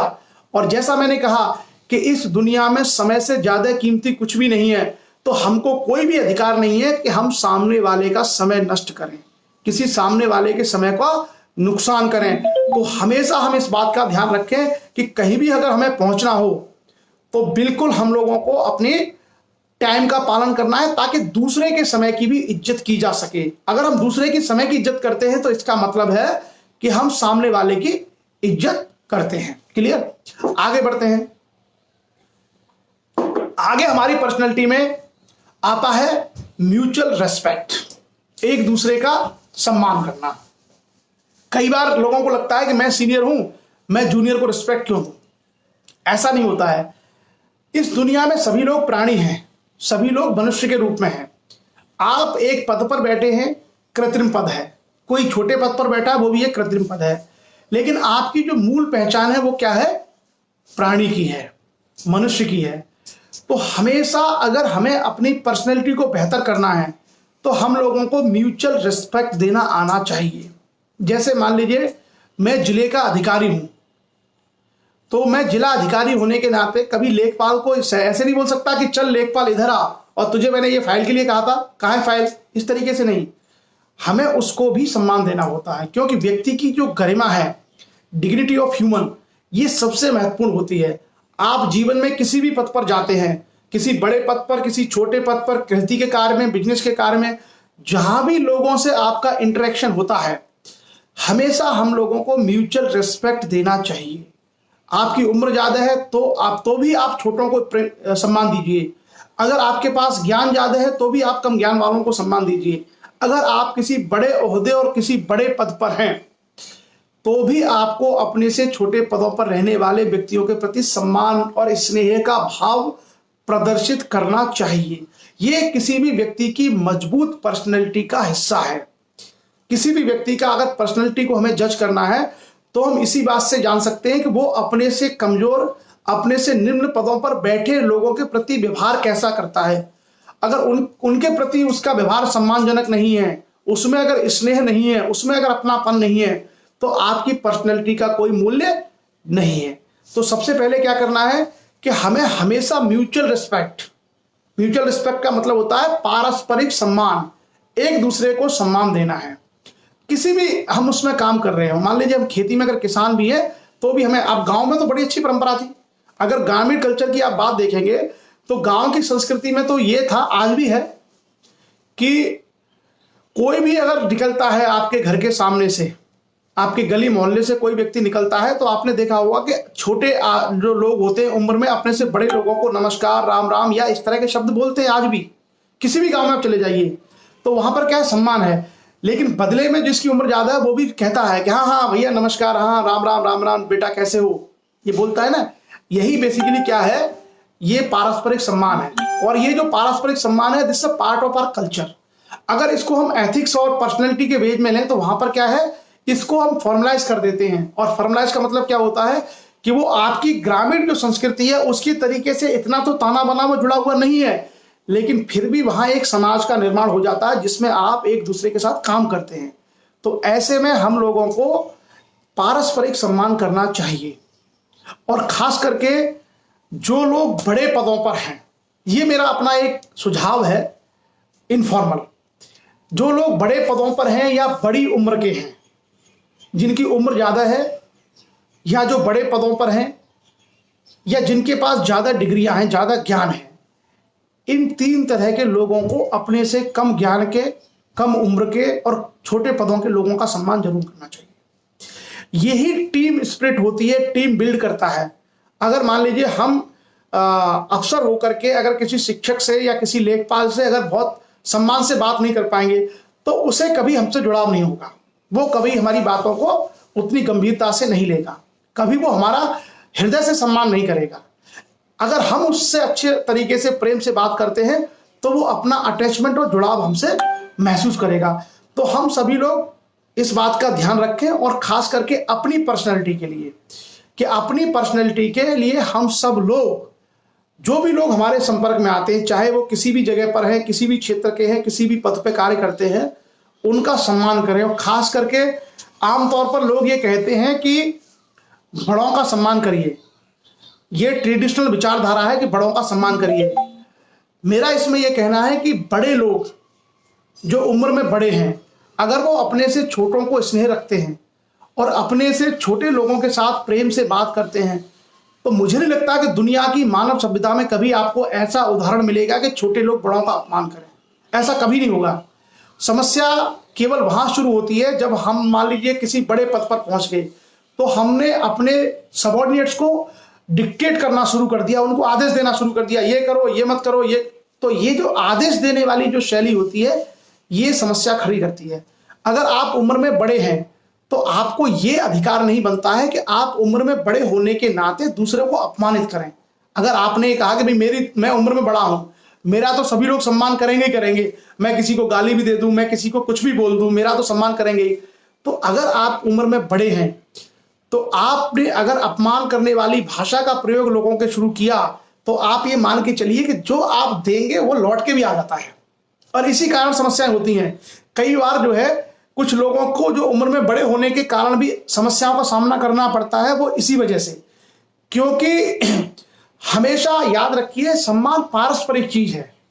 सम्मान पारस्परिक चीज होती है, म्यूचुअल होता है। रेस्पेक्ट को हम लोग म्यूचुअल वे में देखें। एक छोटा बच्चा भी मनुष्य के रूप में एक प्राणी है। अगर हम उस छोटे बच्चे से स्नेह नहीं कर पाए, अगर हम उसको सम्मान करना नहीं सिखा पाए, तो क्या वो हमारा सम्मान करेगा? नहीं करेगा। तो जिम्मेदारी हमेशा बड़े की होती है। हमेशा लोग कहते हैं कि छोटों की जिम्मेदारी है। मेरा अपना जो अनुभव है उसके आधार पर मैं बता रहा हूं कि अगर आप बड़े पद पर बैठे हैं, जैसे मान लीजिए कि सरकार में कोई दुर्घटना हो जाती है, तो उस दुर्घटना में छोटे कर्मचारी को जिम्मेदार नहीं ठहराया जाता, जवाब मांगा जाता है बड़े अफसर से। जिम्मेदारी किसकी होती है? बड़े की। अगर किसी भी समाज में कोई इस तरह की समस्या पनप रही है, किसी भी समाज में मान लीजिए लोग एक दूसरे का सम्मान नहीं कर रहे हैं, मान लीजिए समाज में गलत चीजें, गलत परंपराएं स्थापित हो रही हैं, तो जिम्मेदारी बड़े लोगों की होती है। क्योंकि जो बड़े होते हैं वो बड़े लोग ही निर्णय लेते हैं, बड़े लोग ही अपने एग्जाम्पल सेट करते हैं, अपने उदाहरणों से चीजों को बदलते हैं, उनको लोगों के सामने बताते हैं। तो हमेशा जो बड़े लोग हैं उम्र में, पद में, ज्ञान में, उनको अपनी जिम्मेदारी को समझते हुए उनको अपनी तरफ से उदाहरण प्रस्तुत करने चाहिए। अगर वो ठीक एग्जाम्पल सेट नहीं करते हैं तो आप ये मान के चलिए कि समस्या के जन्मदाता वो लोग हैं। कैसे? किसी गांव में लोग ताश खेलते हैं, किसी भी गांव में, और उस गांव में अगर कोई 60 साल या 70 साल या 80 साल का बुजुर्ग व्यक्ति आके ताश खेलता है, 18 साल, 20 साल, 25 साल का लड़का है, एग्जाम हो गए, वो भी आके बैठ जाता है कि बाबा कैसे हो? ठीक हूं बेटा, तू कैसा है? वो 2-4 दिन खड़ा रहता है। उसके बाद वो देखते देखते वो भी सीखता रहता है। एक दिन कोई खिलाड़ी नहीं आता है तो वो बाबा कहते हैं अरे आजा बैठ, वो बैठ जाता है। अब उस ताश के खेल में आपने उसको, बच्चे को नीचे ले लिया, उसके बाद वहां पे आपके बीच में हंसी ठिठोली और मजाक भी चलती है। ऐसी बातें भी होती हैं जो पारस्परिक सम्मान वाली नहीं हो सकती। अब आप देखिए, अगर हमने अपने उदाहरण के माध्यम से, हम उम्र में बड़े हैं, हमने एक बच्चे को ताश में खींच लिया, कार्ड्स खिला रहे हैं उसको, और वो उस बच्चे के साथ में हम हंसी ठिठोली मजाक भी कर रहे हैं। आप बताइए, हमने जो सम्मान की जो सीमा रेखा थी वो लांघ दी। अब हम उस बच्चे से उम्मीद करें कि वो बच्चा हमारा सम्मान करे? हमने अपनी उम्र में बड़े होने के नाते, सीनियर होने के नाते गलत एग्जाम्पल सेट किया, हमने गलत उदाहरण प्रस्तुत किया। और अगर हम बड़े उस पोजीशन पे हैं और अगर हमने गलत एग्जाम्पल सेट कर दिया, तो हम कभी भी समाज के युवाओं से या अपने से छोटे या कम उम्र के लोगों से सम्मान की अपेक्षा नहीं कर सकते। और यही समाज में समस्या है, और यह भी एक तरह का अहंकार है। मैंने इस पर एक बार चर्चा भी की थी कि अहंकार केवल ज्ञान का, पद का, धन का और शारीरिक शक्ति का नहीं होता, अहंकार उम्र का भी होता है। बहुत सारे लोगों में उम्र का अहंकार होता है। उनको यह लगता है कि अगर हमारी उम्र ज्यादा है तो हमारा सम्मान होना ही चाहिए, हमारा हर कोई सम्मान करे। ऐसा नहीं होता है। सम्मान हमेशा आपके कार्यों का, आपके व्यवहार, आपके आचरण और आपके विचारों का होता है। रावण जो है बहुत ज्ञानी व्यक्ति था, राम से उम्र में बड़ा था, लेकिन फिर भी लोग रावण का सम्मान नहीं करते। क्यों? क्योंकि सम्मान का जो पैमाना है वो सम्मान का पैमाना ऊपर से तय होता है। ऊपर से अगर आपका आचरण व्यवहार अगर अच्छा है और अपने से छोटे लोगों के प्रति आप अगर बहुत अच्छा डिसिप्लिन मेंटेन करते हैं, बहुत अच्छी भाषा और शैली का आप प्रयोग करते हैं, तभी जाकर के आप उस सम्मान को अर्जित कर सकते हैं। और सम्मान कभी ना तो आप खरीद सकते, ना सम्मान को आप किसी पर थोप सकते। ये भी लोगों के अंदर एक फॉल्स नोशन बना हुआ है। कुछ लोगों के अंदर ये रहता है कि हम बड़े हैं तो हम सम्मान थोप देंगे, कि हमारे तो लोग पैर छुएंगे, हमारे तो लोग मालाएं डालेंगे। नहीं, रिस्पेक्ट हमेशा म्यूचुअल होता है, सम्मान हमेशा पारस्परिक होता है। अगर आप किसी एक किसान से जाकर के, शहर में रहते हैं आप और गांव में जाकर किसी किसान से बोलते हैं कि भैया कैसे हो, आप देखना वही किसान आपका इतना सम्मान करेगा कि वो बाबू साहब आए थे वहां से, शहर से, बहुत भले आदमी, बहुत बढ़िया आदमी है। और आप नोएडा में इंजीनियर हैं, आप जाते हैं अपने गांव में, और आपके गांव में कोई किसान है, हो सकता है आपसे उम्र में बड़ा हो, उसका नाम है हरि प्रकाश, और खेत की मेड़ पर जो है वो आप घूमने जा रहे हैं और वो आपको मिल जाता है खेत में काम करते हुए। आप उससे ये नहीं पूछते हरि प्रकाश, आप उससे बोलते क्यों भाई हरिया, क्या कर रहा है भाई? उसको उसको ठेस लगेगी और वो कभी हृदय से आपका सम्मान नहीं करेगा। वो कह तो देगा कि ठीक है भाई, लेकिन वो कहेगा कि देखो कितना अहंकार है इस आदमी को, कल तक हमारे साथ इसी गांव में पला बड़ा, आज बाहर जाके नोएडा में इंजीनियर हो गया तो हमसे कैसे बोल रहा है। तो जो सम्मान है ये पूरी तरीके से पारस्परिक होता है, म्यूचुअल होता है। इसलिए अगर हमें अपनी पर्सनैलिटी बेहतर बनानी है तो बड़ों का सम्मान तो सब करते ही हैं, हम लोग छोटों का सम्मान करना सीखें, जो हमसे उम्र में छोटे हैं उनका सम्मान करना सीखें। एक पुलिस का कांस्टेबल भी अगर हमसे बहुत बराबरी पर हाथ मिला के बात करे, एक शिक्षक भी अगर हमसे बराबरी पर बात करे और उसको कोई झिझक महसूस नहीं हो, तभी हमारा व्यवहार परिलक्षित होता है कि हम लोगों को जोड़ पाए। तो हमेशा अपने व्यवहार में हम लोग पारस्परिक सम्मान को ध्यान दें। और ये जो पारस्परिक सम्मान है ये आपकी जो दफ्तर की लाइफ है, ऑफिशियल लाइफ है, उसके लिए महत्वपूर्ण नहीं है, लेकिन आपके समाज के लिए बहुत महत्वपूर्ण है। अगर हमको एक बेहतर समाज बनाना है, एक ऐसे समाज की रचना करनी है जिस समाज में अच्छाइयां हो, तो उस समाज में हमें जाकर के ये पारस्परिक सम्मान को स्थापित करना होगा। और उसका सबसे बढ़िया रास्ता है अपने से छोटे, अपने से कम उम्र के लोगों का सम्मान करना सीखिए। और एक जो दुनिया भर के हमारे ग्रंथों में लिखा गया है कि जो आप देते हैं वही आपके पास वापस आता है, जो आप देंगे वो लौट के आएगा। अगर आप लोगों को गाली देंगे तो सामने वाला भी आपको गाली ही देगा। आप अगर दूसरों को प्रेम करेंगे, सम्मान देंगे, तो लोग भी आपको सम्मान देंगे। तो जो कुछ भी आपके पास आप देंगे वही आपके पास लौट के आएगा। तो हमेशा याद रखें कि सम्मान की श्रृंखला में सबसे पहले देना सीखें और इस बात को अपने अंदर, अपने अहंकार को हावी न होने दें कि कोई व्यक्ति हमसे छोटा है हम उसका सम्मान क्यों करें, कोई व्यक्ति हमसे गरीब है हम उसका सम्मान क्यों करें। ये एक बहुत बड़ी सामाजिक समस्या बनती है। तो सभी लोगों से मेरा निवेदन भी है, मेरा आग्रह भी है कि हम लोग शुरुआत करें अपने से छोटों को सम्मान देने की। आपने देखा है कि मैं अक्सर जो है युवा जो मेरे से बहुत कम उम्र के हैं, मुझसे 10-10, 15-15, 20-20 साल छोटे जो युवा हैं, मैं अक्सर उन लोगों से वीडियो कॉल्स वगैरह बात करता रहता हूं फोन पे। जबकि जो उम्र में मुझसे बड़े हैं उनसे मैं कम बात करता हूं, लिमिटेड। लेकिन जो युवा है जो छोटी छोटी नौकरियों में काम करते हैं या जो गांव में खेती बाड़ी करते हैं, दुकानें करते हैं, मैं महीने भर में कम से कम 1,000 युवाओं से बात करता रहता हूं। क्यों? क्योंकि उनको कभी अपने अंदर इन्फिनिटी फील ना हो, उनको ये लगे नहीं कि हम कमजोर हैं, और हमारे अंदर कभी ये अहंकार नहीं आए कि हम इतने बड़े हो गए हैं कि हम उनसे बात नहीं कर सकते। अगर ये प्रवृत्ति हम सब लोग अपना लें, अपने छोटों के प्रति स्नेह और सम्मान, तो बहुत सारी समाज की समस्याएं भी अपने आप सुलझ जाती हैं। समाज में जो भाईचारा कायम होता है वो इसी प्रवृत्ति से कायम होता है। अगर हम इस तरह की प्रणाली अपनाते हैं तो निश्चित रूप से सामाजिक भाईचारे का विकास होता है। ये हमारा एक तरीका है पारस्परिक सम्मान जो हमारी पर्सनैलिटी को बेहतर करता है। उसके बाद आगे हम आते हैं और अगला हमारा जो तरीका है वो है कम्युनिकेशन स्किल। पर्सनैलिटी डेवलपमेंट के लिए कम्युनिकेशन स्किल। और जो चर्चा मैं आपके साथ में कर रहा हूं, ये जो सारी की सारी बातें हैं वो सब जो मैंने व्यवहारिक रूप से सीखा है वो बता रहा हूं। मैं आपको कोई किताब की या थियोरेटिकल या सैद्धांतिक चीजें नहीं, जो व्यवहारिक रूप से पर्सनैलिटी के रूप में मैंने जो महसूस की हैं, तैयारी से लेकर के सरकारी नौकरी में, सेवाओं में काम करते हुए और समाज के बीच में काम करते हुए, विभिन्न अपने से बड़े छोटे लोगों के साथ काम करते हुए जो सीखा है और किस तरीके से वो व्यवहार जो है प्रभाव डालता है, वो सारी चीजें मैं आपके साथ में शेयर कर रहा हूं, जो एक तरह का एक्सपीरियंस, जो अनुभव है उसके आधार पर। अगला जो चरण होता है हमारे व्यक्तित्व का, उसको हम कहते हैं कम्युनिकेशन स्किल।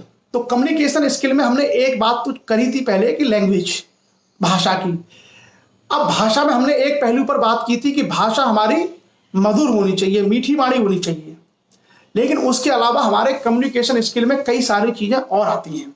कम्युनिकेशन केवल भाषा ही नहीं होता, कम्युनिकेशन हमारा वर्बल भी हो सकता है, कम्युनिकेशन हमारा बॉडी के हिसाब से भी हो सकता है। कई तरह के कम्युनिकेशन स्किल का प्रयोग हम लोग करते हैं।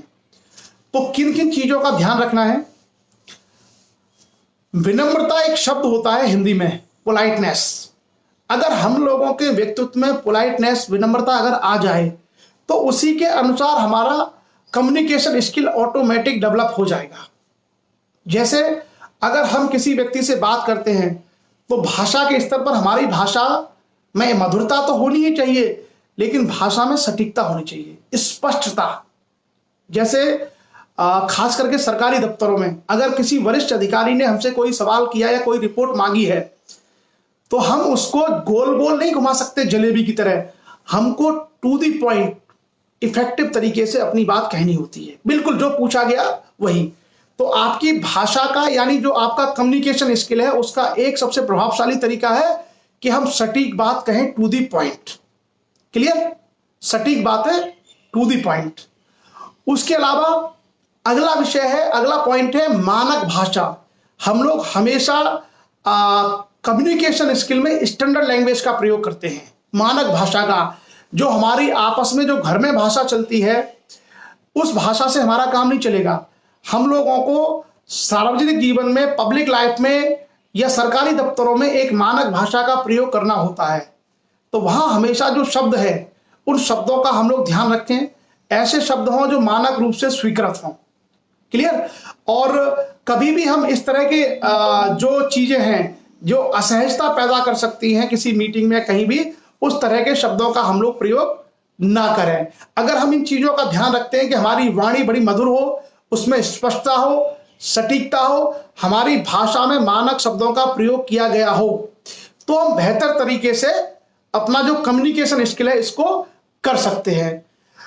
उसके अलावा जो हमारी बॉडी है, जो फिजिकल अपीयरेंस है, ये भी हमारे कम्युनिकेशन का एक हिस्सा होता है। जैसे मान लीजिए आपको कहा गया कि आपको इस विषय पर एक प्रेजेंटेशन देना है, तो उस प्रेजेंटेशन में जो स्लाइड सामने चलेंगी उन स्लाइड्स के अलावा हमारी जो अपनी बॉडी है उस बॉडी के हाव भाव क्या हो, इन चीजों का भी हम लोगों को बहुत ध्यान रखना होता है। हम किस तरीके से हमारे चेहरे के भाव हों, किस तरीके से हमारे मुंह से शब्द निकले, किस तरीके से हम अपने हाथों के माध्यम से एक्सप्रेशन दे करके चीजों को स्पष्ट कर पाए। तो इन चीजों का हमें बहुत ध्यान रखना होता है जब हम लोगों को कम्युनिकेशन करना होता है। और दुनिया में जो कुछ भी आजकल आप देखते हैं सब कम्युनिकेशन बेस्ड है। आप देखिए सरकारी जो सेवाएं हैं सब कम्युनिकेशन पे आधारित हैं। दो देशों के बीच में जो संबंध है, जो अंतरराष्ट्रीय संबंध है, वो भी कम्युनिकेशन के आधार पर ही होते हैं। समाज में आप लोगों के बीच में जब काम करते हैं तो वहां भी आपने देखा होगा कि कम्युनिकेशन के आधार पर, आपसी संवाद के आधार पर ही हम लोग समाज के लोगों से संवाद स्थापित करते हैं। तो ऐसे में हमारी भाषा की प्रभावशीलता, वाणी की मधुरता, बॉडी का एक्सप्रेशन, चेहरे के हाव भाव और हमारे जो हाथों का मूवमेंट है, ये सारी चीजों का हम लोगों को बहुत ध्यान रखना आवश्यक होता है। और इन सब के अलावा ये सारी जो चीजें हैं हमारे व्यक्तित्व विकास के लिए, इन सारी चीजों के अलावा हम लोगों को कुछ और बातों को ध्यान में रखना होता है जिससे हमारी पर्सनैलिटी अच्छी बनती है।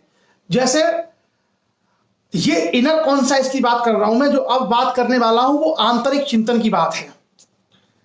हमारा जो अपने विचार हैं, मनुष्य के मन में लाखों विचार उमड़ते हैं और कोई भी व्यक्ति का व्यक्तित्व उतना ही ज्यादा प्रभावशाली होगा जितना उसके अंदर पॉजिटिव थॉट्स आएंगे, जितना उसके अंदर सकारात्मक विचार आएंगे। अक्सर देखा है दो तरह के विचार हमारे अंदर पैदा होते हैं, एक पॉजिटिव और एक नेगेटिव। पॉजिटिव विचार ये कहते हैं कि मानव का कल्याण हो, लोगों का भला हो, जीवन अच्छा हो, सुख शांति हो, समृद्धि हो, तरक्की हो, ये होते हैं पॉजिटिव थॉट्स। एक होते हैं नेगेटिव थॉट्स जो कहते हैं विनाश हो, लोगों का नुकसान हो, मेरा दुश्मन बर्बाद हो जाए, उसका नुकसान हो जाए, वो बीमार हो जाए, ये होते हैं नेगेटिव थॉट्स।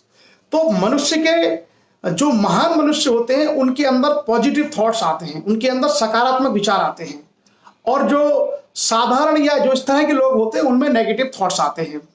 ये हमारे ऊपर है कि हम अपने अंदर सकारात्मक विचार पैदा करें या नकारात्मक विचार पैदा करें। और ये किसी भी व्यक्ति के व्यक्तित्व को निर्धारित करने का सबसे बड़ा क्राइटेरिया है कि हम पॉजिटिव सोचते हैं या नेगेटिव सोचते हैं। अब कई लोग कहेंगे साहब हमारे अंदर तो विचार आते रहते हैं, हम कैसे इनको चेंज करें? चेंज हो सकते हैं, आपके विचार भी चेंज हो सकते हैं। अगर किसी भी व्यक्ति के अंदर नेगेटिव थॉट्स भी आते हैं, नकारात्मक विचार भी आते हैं, तो वो उनको पॉजिटिव थॉट्स में बदल सकता है। कैसे बदल सकता है? एक छोटा सा प्रैक्टिकल चीज है, मैं आपके साथ में शेयर करता हूं। सबसे पहले हमारी जो दिनचर्या है, हम अपनी दिनचर्या को व्यवस्थित करें। जो हमारा पूरे दिन में जो हम करते हैं उसको सबसे पहले व्यवस्थित करें। कितने बजे हमें उठना है। जो लोग रात की शिफ्ट में ड्यूटी नहीं करते, जैसे कई सारे जो इंजीनियर्स होते हैं वो रात में काम करते हैं, रात को 10 बजे उनकी ऑफिस शुरू होती है और सुबह 4 बजे तक वो ऑफिस में काम करते हैं। कुछ लोगों की नौकरी ऐसी होती है। बाकी जो लोग हैं, ज्यादातर जो लोग हैं, उसमें आपने देखा होगा कि ज्यादातर जो लोग हैं वो सुबह 8 या 9 बजे अपना काम आरंभ करते हैं और शाम को 6 बजे तक उनके काम खत्म हो जाते हैं। लेकिन आपका जो लाइफ है वो सुबह 9 या 10 बजे से लेकर शाम को 6 बजे तक नहीं होती है। आपका जो जीवन है, जो दिनचर्या है, वो आपके सोने से और जगने के बीच के समय को छोड़ करके बाकी सब आपकी दिनचर्या का हिस्सा है और यही आपकी पर्सनैलिटी को बनाता है। क्या हिस्सा है आपका? जैसे मान लीजिए रात को आप 10 बजे सो जाते हैं और सुबह 5 बजे आप जग जाते हैं, तो ये तो वो समय है जिसमें आप कुछ नहीं करते। सुबह 5 बजे जगने से लेकर के और अगले दिन रात को 10 बजे तक, ये पूरा का पूरा समय आपका है और यही समय है आपकी दिनचर्या का। ये जो समय है, यही समय है आपकी दिनचर्या का। और किसी व्यक्ति के अंदर अगर नेगेटिव थॉट्स आते हैं, गलत चीजें अगर उसके अंदर आती हैं, तो अपनी इसी दिनचर्या को व्यवस्थित करके वो व्यक्ति बहुत पॉजिटिव चीजें सोच सकता है। कैसे? सबसे पहले मान लीजिए हम 5 बजे उठते हैं सुबह, तो 5 बजे उठने के बाद आपको क्या करना चाहिए? 5 बजे उठने के बाद सबसे पहले आपको जो दैनिक चीजों से हम जो निवृत्त होते हैं, मान लीजिए फ्रेश होने जाना है तो आप फ्रेश होके आइए, पानी पीजिए और पानी पीने के बाद थोड़ा आपको व्यायाम, जो भी आपको अनुकूल लगे। कुछ लोग योगा कर सकते हैं, कुछ लोग दूसरे फिजिकल व्यायाम कर सकते हैं, कुछ लोग ध्यान कर सकते हैं, कुछ लोग भजन कर सकते हैं। जो जिसकी जैसी श्रद्धा है वो जरूर करना चाहिए। ऐसा ना हो कि हम सुबह 8 बजे उठ के आए और इस तरीके से आके करते करते ब्रश किया और बस ब्रेकफास्ट किया और भाग गए। ये अव्यवस्थित दिनचर्या है, ये अनसिस्टमेटिक आपका लाइफ स्टाइल है। तो इसमें क्या करना है? सबसे पहले आपको अपनी दिनचर्या को व्यवस्थित करना होता है और इसका इंपैक्ट आपकी पर्सनैलिटी पे पड़ेगा आगे चल के। सुबह जितना जल्दी हम उठ सकते हैं, जितना जल्दी, अगर मान लीजिए हमारे पास रात शिफ्ट में हम काम नहीं करते, तो सुबह जितना जल्दी उठ सकते हैं उतना जल्दी हमें उठना चाहिए। और उठने के बाद फ्रेश होना, फ्रेश होने के बाद हमें फिजिकल एक्सरसाइज करनी चाहिए, चाहे किसी भी उम्र में है। मान लीजिए अगर आप युवा हैं तो युवा को हार्ड एक्सरसाइज करनी चाहिए। वो रनिंग कर सकता है, जिम कर सकता है, या कोई भी जो कठिन एक्सरसाइज है वो कर सकता है। जो अधिक उम्र के लोग हैं वो वॉक कर सकते हैं, टहल सकते हैं, योगा कर सकते हैं। ये हमें अवश्य करना चाहिए। उसके बाद एक्सरसाइज करने के बाद आप अपने आप को थोड़ा सा एकाग्र कीजिए और एकाग्र करने के बाद स्नान इत्यादि करने के बाद आप नाश्ता कीजिए और नाश्ता करने के बाद अपना शेड्यूल बनाइए कि भाई ये काम है, मुझे ये करने हैं आज, ये ऑफिस के काम है, ये घर के काम है। अगर आपको शुरू में इन चीजों को याद करने में समस्या है कि आज मुझे ये काम करने हैं, आपको लगता है कि मुझे याद नहीं रहते, तो एक छोटा सा नोटपैड या डायरी लीजिए और उस डायरी में लिखिए कि भाई आज ये 5 काम है, ऑफिस के ये 5 काम निपटाने हैं और ये घर के 5 काम करने हैं, मुझे ये आज का मेरा टास्क है। आप जाइए समय से अपने ऑफिस या जिस काम पे आप जाते हैं वो काम करिए और साथ ही साथ वो सारे टास्क आप क्लियर करते चले जाइए। और ये सब करने के बाद जब आप आएंगे, शाम को घर पे आते हैं, तो घर पे आने के बाद आप लोग देखेंगे कि फैमिली के साथ अपना समय बिताएंगे और अपने आप को आप रिफ्रेश और तरोताजा महसूस करेंगे। फिर शाम के समय आप थोड़ा सा मूल्यांकन करिए कि आज जो मैंने किया, क्या मैंने कोई ऐसा काम किया जिससे कुछ लोगों का भला हो। थोड़ा सा मूल्यांकन अपना करिए। जैसे ही आपके अंदर ये मूल्यांकन करने की प्रवृत्ति जगेगी कि आज पूरे दिन में क्या मैंने किसी की मदद की, क्या मैंने किसी का भला किया, हो सकता है मैंने टेलीफोन से किसी का भला किया हो सकता है मैंने किसी और माध्यम से किसी की मदद की हो, और अगर नहीं कर पाया तो क्या मैं ये कल कर सकता हूं। अगर मेरे अंदर ये भाव आ जाए कि आज मैं किसी की मदद नहीं कर पाया, लेकिन कल अगर मुझे मौका मिलता है तो निश्चित रूप से मैं किसी की सहायता करूंगा। जैसे ही आपके अंदर ये भाव पैदा होना शुरू हो जाएंगे, आपके अंदर से ईर्ष्या, नेगेटिव थॉट्स और जिसको बोलते हैं स्वयं के लिए सोचना, स्वार्थ, ये धीरे धीरे कम होता चला जाता है। और जैसे जैसे ये कम होगा, आपके अंदर सच्चाई, प्रेम, परमार्थ, परोपकार, ये गुण ऑटोमेटिक विकसित होते हैं। आप देखे होंगे, जैसे मैं आपको कुछ उदाहरण बताऊं, जैसे उदाहरण के रूप में गायत्री परिवार को आप लीजिए, जो हरिद्वार में है, ऋषिकेश।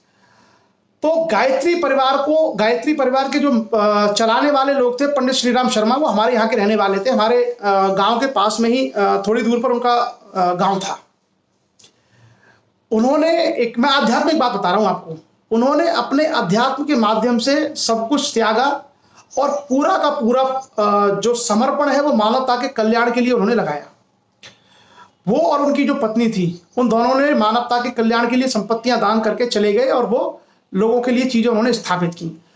एक मैं आपको आध्यात्मिक उदाहरण बता रहा हूं कि किस तरीके से हम पॉजिटिव थॉट्स को और स्पिरिचुअल जो चीजों को हम अपना सकते हैं। उसके माध्यम से उन्होंने लोगों को परमार्थ करने के लिए, मानव कल्याण करने के लिए, दूसरों के त्याग करने के लिए प्रेरित किया। तो बहुत सारी संख्या में लोगों के विचारों में शुद्धता आई।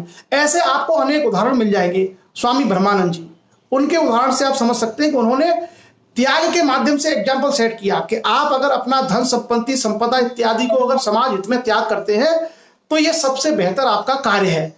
तो उसी रूप में आप समझ सकते हैं कि कितने सारे लोगों ने राष्ट्र के आसपास जमीनें डोनेट कर दी स्वामी जी के उस कार्य के लिए। तो इससे क्या होता है कि आपके अंदर से नकारात्मकता खत्म होती है, स्वार्थ खत्म होता है, आपके अंदर से ईर्ष्या खत्म होती है, आपके अंदर से शत्रुता का जो भाव होता है दूसरों के प्रति, ये भाव समाप्त होता है। अब आप कहेंगे कि साहब ये खत्म होने के बाद मुझे मिलेगा क्या? तो सबसे पहले व्यक्ति जीवन से लेकर के मृत्यु तक एक चीज की खोज में रहता है, वो है शांति। आप चाहे कुछ भी कहिए कि साहब मुझे पैसा चाहिए, मुझे ओहदा चाहिए, मुझे पद चाहिए, लेकिन रोजाना शाम को आके व्यक्ति चिंतन ये अवश्य करता है कि मेरे जीवन में शांति हो। हमेशा हर व्यक्ति यही सोचता है। तो आपको भला बनने से, परमार्थ करने से, परोपकार करने से सबसे ज्यादा किसकी अभिभूति होती है? शांति की। और जिस व्यक्ति के मन में शांति है, उस व्यक्ति के अंदर ठहराव पैदा होता है। और जिस व्यक्ति के अंदर शांति और ठहराव पैदा हो जाता है, उसकी ऊर्जा केंद्रित होती है एक जगह। जैसे मान लीजिए, मैं अगर नेगेटिव सोचता हूं और मेरे अंदर ये चलता है कि मैं उसका नुकसान करूंगा, उसको गाली दूंगा, उसका ये करूंगा, उसका ये करूंगा, तो घर से लेके ऑफिस तक मैं कभी अपने आप को संतुलित नहीं कर सकता। मेरे दिमाग में वही चल रहा होगा, आज फोन से उसका काम खराब करवाऊंगा, आज ये करवाऊंगा। ऐसे में कभी मैं अपने काम पर कंसंट्रेट नहीं कर सकता। मीटिंग में मैं सही से प्रेजेंट नहीं कर सकता, क्योंकि जो मेरी ऊर्जा है वो नकारात्मक विचारों के कारण बिखर गई।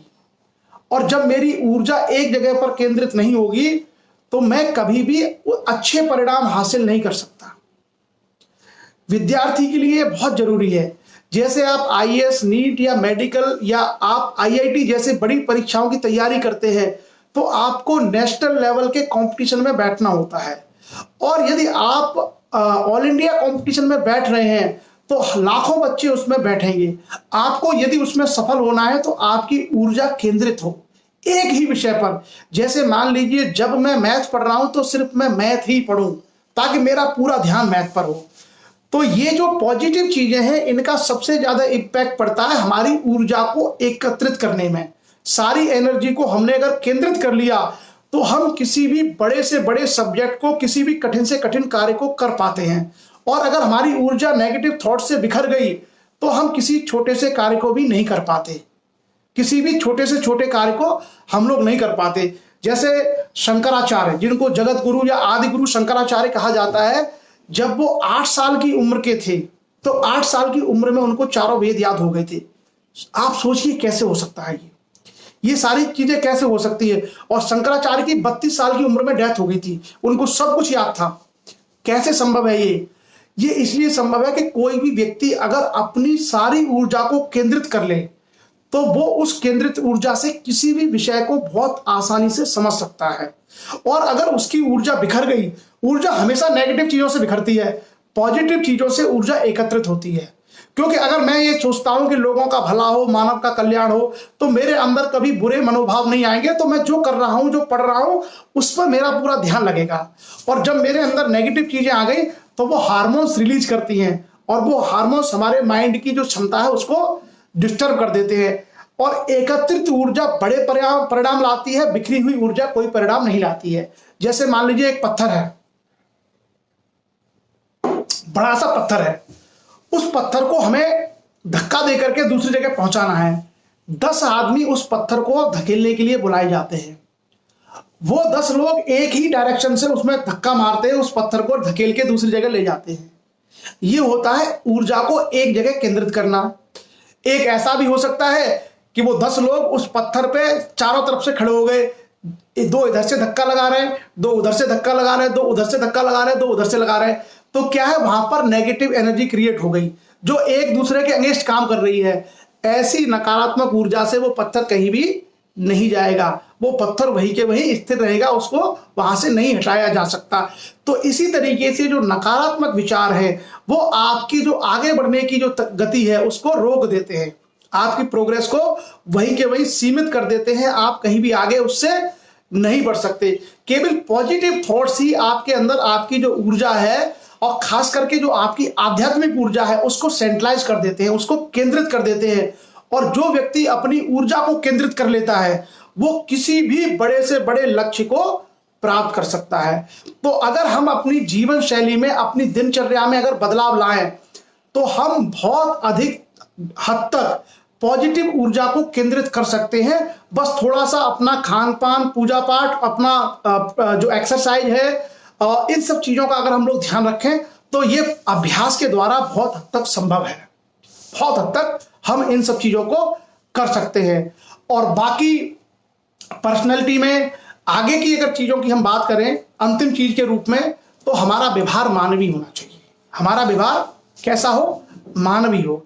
ऐसा व्यवहार हो जहां हम ये सोच के चलें कि हम जो कुछ भी कर रहे हैं इससे सबका अच्छा होगा, सबका भला होगा। इस तरह की अप्रोच जब हमारे अंदर आ जाएगी तो ये जो अप्रोच है वो ऑटोमेटिक हमारी पर्सनैलिटी को बहुत बेहतर कर देती है। और जब आपके अंदर मानवता कल्याण या मानवतावादी दृष्टिकोण विकसित हो जाता है तो फिर हमारे अंदर किसी का बुरा करने का भाव जब आएगा ही नहीं, और जब बुरा करने का भाव नहीं आएगा तो मुझे लगता है ईश्वर या कोई भी जो शक्ति है वो आपका बुरा नहीं सोचेगी। अगर आपके अंदर ये भाव आ जाता है कि मैं किसी का बुरा नहीं करूं, मेरे करने से सबका भला हो, तो आप ये मान के चलना कि जो भी शक्ति है वो शक्ति आपके लिए ऐसे वातावरण का निर्माण करेगी जिस वातावरण में आपका भला हो, आपका कल्याण हो। तो ये सारी चीजें हम लोगों को ध्यान से देखने की है। और बाकी जो चीजें हैं खान पान वाली जो पर्सनैलिटी के लिए जरूरी है, भाई अच्छा खाइए, शुद्ध खाइए, सात्विक खाइए, और समय से खाइए खाना, वो भी आपके विचार और आपके शारीरिक स्वास्थ्य के लिए अच्छा है। अगर इतना हम लोग ध्यान रखते हैं तो एक बेहतर पर्सनैलिटी के रूप में हम लोग विकसित हो सकते हैं। तो ये आज का हमारा सेशन रहा पर्सनैलिटी डेवलपमेंट, बॉडी लैंग्वेज और कम्युनिकेशन स्किल के ऊपर। मुझे उम्मीद है कि आप लोगों को पसंद आया होगा, और ये सब अनुभव मैंने आपके साथ साझा किया है अलग अलग चीज़ों के माध्यम से। मेरी उम्र बहुत ज़्यादा नहीं है, लेकिन तकरीबन 5 साल तक मैं प्राथमिक शिक्षा में मैं टीचर रहा हूँ। उत्तर प्रदेश प्राथमिक शिक्षा विभाग में शिक्षक रहा हूँ मैं 5 साल, और लगभग उससे 3 साल पहले मैं प्राइवेट सेक्टर में जॉब किया। तो 8 साल का अनुभव मेरा वो था, और लगभग 7 साल मैं भारतीय सिविल सेवा में पिछले 7 साल से हूँ। तो 15 साल का जो एक्सपीरियंस मैंने प्राइवेट सेक्टर में सीखा, प्राइमरी शिक्षक की नौकरी में सीखा, गांव में रहते हुए लगभग 20-22 साल गांव में रहा, उसकी जो गांव का मेरा जीवन है वहां से जो सीखा, और अब आकर के इस स्तर पर मैंने सरकार के मंत्रियों के साथ में, सरकार के बड़े अधिकारियों के साथ में, पॉलिसी मेकर्स के साथ में, पत्रकारों के साथ में जो रह करके सीखा, वो सारी चीजें मैंने आपके साथ शेयर की हैं, साझा की हैं। ये कोई अलग से ज्ञान नहीं है, सिर्फ जो एक अनुभव है वो एक्सपीरियंस मैंने आपके साथ साझा किया है, और मुझे लगता है इससे बड़ी सहायता मिलती है, इससे बहुत लाभ होता है हमारे खुद के लिए भी, और जो लोग हमारे आसपास के वातावरण में हमसे जुड़े हुए हैं, हमारे मित्र हैं, हमारे परिवारीजन हैं, हमारे समाज के लोग हैं, या जो भी लोग हैं, वो सब लोग भी कहीं ना कहीं इससे लाभान्वित होते हैं, और हमको खुद को बड़ा शांति मिलती है। तो ये आज का सेशन था, और बहुत बहुत धन्यवाद कि आप सभी लोगों ने बहुत तन्मयता के साथ ये सेशन सुना। इस सेशन का जो सुझाव है, रिकमेंडेशन है, वो हमको दिया था डॉक्टर सौरभ राजपूत जी, जो एटा मेडिकल कॉलेज में डॉक्टर हैं और इस समय कोरोना से जो लड़ाई चल रही है उसको लीड कर रहे हैं। डॉक्टर सौरभ राजपूत जी बेसिकली मैनपुरी के रहने वाले हैं और he is posted in Etah district hospital. एक और जो बात थी वो कही थी उन्होंने संस्कार के ऊपर कि समाज में जो संस्कार हैं उस पर भी हम लोगों को ध्यान देने की आवश्यकता है। तो ऑलमोस्ट जो सारी चीजें हैं वो हमारे इस सेशन में कवर हुई हैं। फिर भी संस्कार का मतलब केवल लोग जोड़ते हैं बड़ों का सम्मान करना। बड़ों का सम्मान करना मात्र ही संस्कार नहीं है। संस्कार वो सारी सामाजिक व्यवस्थाएं और प्रथाएं हैं जिनको उसके अनुकूल चलाया जाए, उसका हम परिपालन करें, उसको हम लोग संस्कार कहते हैं। तो आप में से सभी लोग अधिकांश रूप से जानते हैं। अगर एक शब्द में मैं कहूं कि अगर मानवतावादी कल्याणकारी दृष्टिकोण अगर विकसित हो जाए तो संस्कार ऑटोमेटिक हमारे अंदर अपने आप आते चले जाते हैं। और अगर हमारे अंदर मानवता के कल्याण का भाव नहीं है तो कोई भी संस्कार किसी भी काम का नहीं है। तो चलिए साहब, बहुत बहुत धन्यवाद आप सभी लोगों का। You have spent a lot of time with me. और आई थिंक पिछले लॉकडाउन जब से 24 मार्च को शुरू हुआ था और आज 17 मई है, हम लोगों के लगभग 100 सेशन होने वाले, 100 सेशन। तो 100 सेशन हमारे होने वाले हैं। लगभग शायद 90 हम लोग क्रॉस कर चुके हैं। अगर हम लोग फेसबुक आईडी और जागो लोधी समाज ग्रुप और अपने इस फेसबुक पेज पर कलेक्ट करेंगे तो शायद 100 सेशन हमारे होने वाले हैं। और पिछला लगभग 50-55 दिन का समय आप लोगों के साथ बहुत अच्छे तरीके से इंटरेक्टिव निकला है। बहुत सारे विषयों की हमने चर्चा की है। उम्मीद है और भी हम लोगों को समय इसी तरीके से मिलता रहेगा और जब तक चीज़ें पूरी तरीके से नॉर्मल नहीं हो जाती है तब तक हम लोग इस समय का पूरा सदुपयोग करेंगे और अलग अलग विषयों की, अलग अलग चीज़ों की जानकारी हम लोग आपस में करेंगे। बस मुझे एक ही बात का खेद रहता है कि मैं बोलता रहता हूँ और आप सभी लोग सुनते रहते हैं। एक तरीके से ये वन वे कम्युनिकेशन है।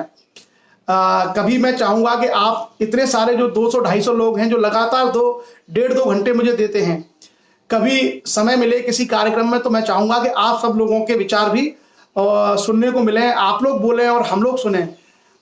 शायद ये लॉकडाउन खत्म हो और ऐसा अवसर आए जिसमें आप लोगों के विचार भी हम लोगों को सुनने को मिले मंच के माध्यम से।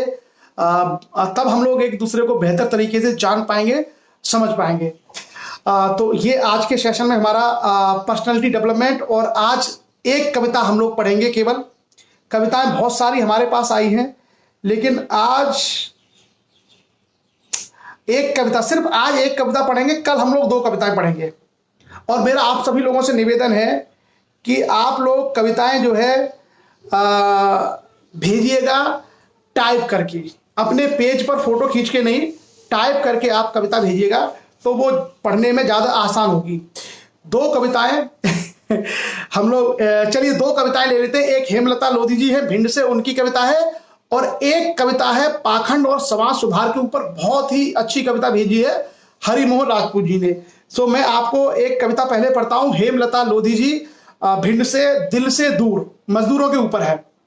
मजबूर ही थे, मजदूर ही थे, मजबूर ही थे, मजदूर ही थे, और कहाँ वतन के नूर ही थे। धूल ही थे, कहाँ फूल ही थे, हम थाली में मशगूल ही थे, हम ही बना के गए थे घर को, अरे तुम तो अब तक भूले ही थे। तुम उगे ये शहर के पेड़ पर, हम रह गए गांव के मूल ही थे। तुम उड़े हवाई जहाजों में, हम चप्पल को मजबूर ही थे। उन्हीं हवाई चप्पल में बस तेज नुकीले शूल ही थे। तुम सोते थे मलमल की सैया, हम पटरी पर सोकर भूले ही थे। सब दर्द जगत का भूले ही थे, मांस के लिथड़े चिथड़ों में हम पटरी पर बस फैले ही थे। अभी जो रेल से कट करके जो बहुत सारे मजदूरों की मृत्यु हो गई थी, उस पर एक मार्मिक कविता हमको भेजी है हेमलता लोधी जी ने, भिंड से। और अब एक बहुत ही प्रयोग, हमारे जो हरिमोहन राजपूत साहब हैं, ये बड़े प्रयोग धर्मी व्यक्ति हैं। हरिमोहन राजपूत साहब जो इटावा से हैं, ये बड़े प्रयोग धर्मी व्यक्ति हैं और समसामयिक घटनाएं जो घटती हैं, जो टॉपिक्स आते हैं, उस पर आप बड़ा अच्छा लिखते हैं और निरंतर लिखते हैं। तो समाज की जो कुरीतियां हैं और जो अशिक्षा की जो समस्या है समाज में, उसको लेकर के बड़ा व्यवहारिक आपने कविता भेजी है हरिमोहन राजपूत जी ने, और उस कविता को मैं आप सब लोगों के सामने रखता हूं। उसमें किस तरीके से इन्होंने चीजों पर प्रहार किया है। बदलाव की चली है बयार, ये हरिमोहन राजपूत जी, जसवंत नगर, इटावा की कविता है। बदलाव की चली है बयार, स्वामी जी के चरण पखार। बदलाव की चली है बयार, स्वामी जी के चरण पखार। अमरपाल जी ने लक्ष्य किया तैयार, कुरीति रूपी वृक्ष है बेकार। कुरीति रूपी वृक्ष है बेकार, इसकी जड़ पर करेंगे प्रहार। कुरीति रूपी वृक्ष है बेकार, इसकी जड़ पर करेंगे प्रहार।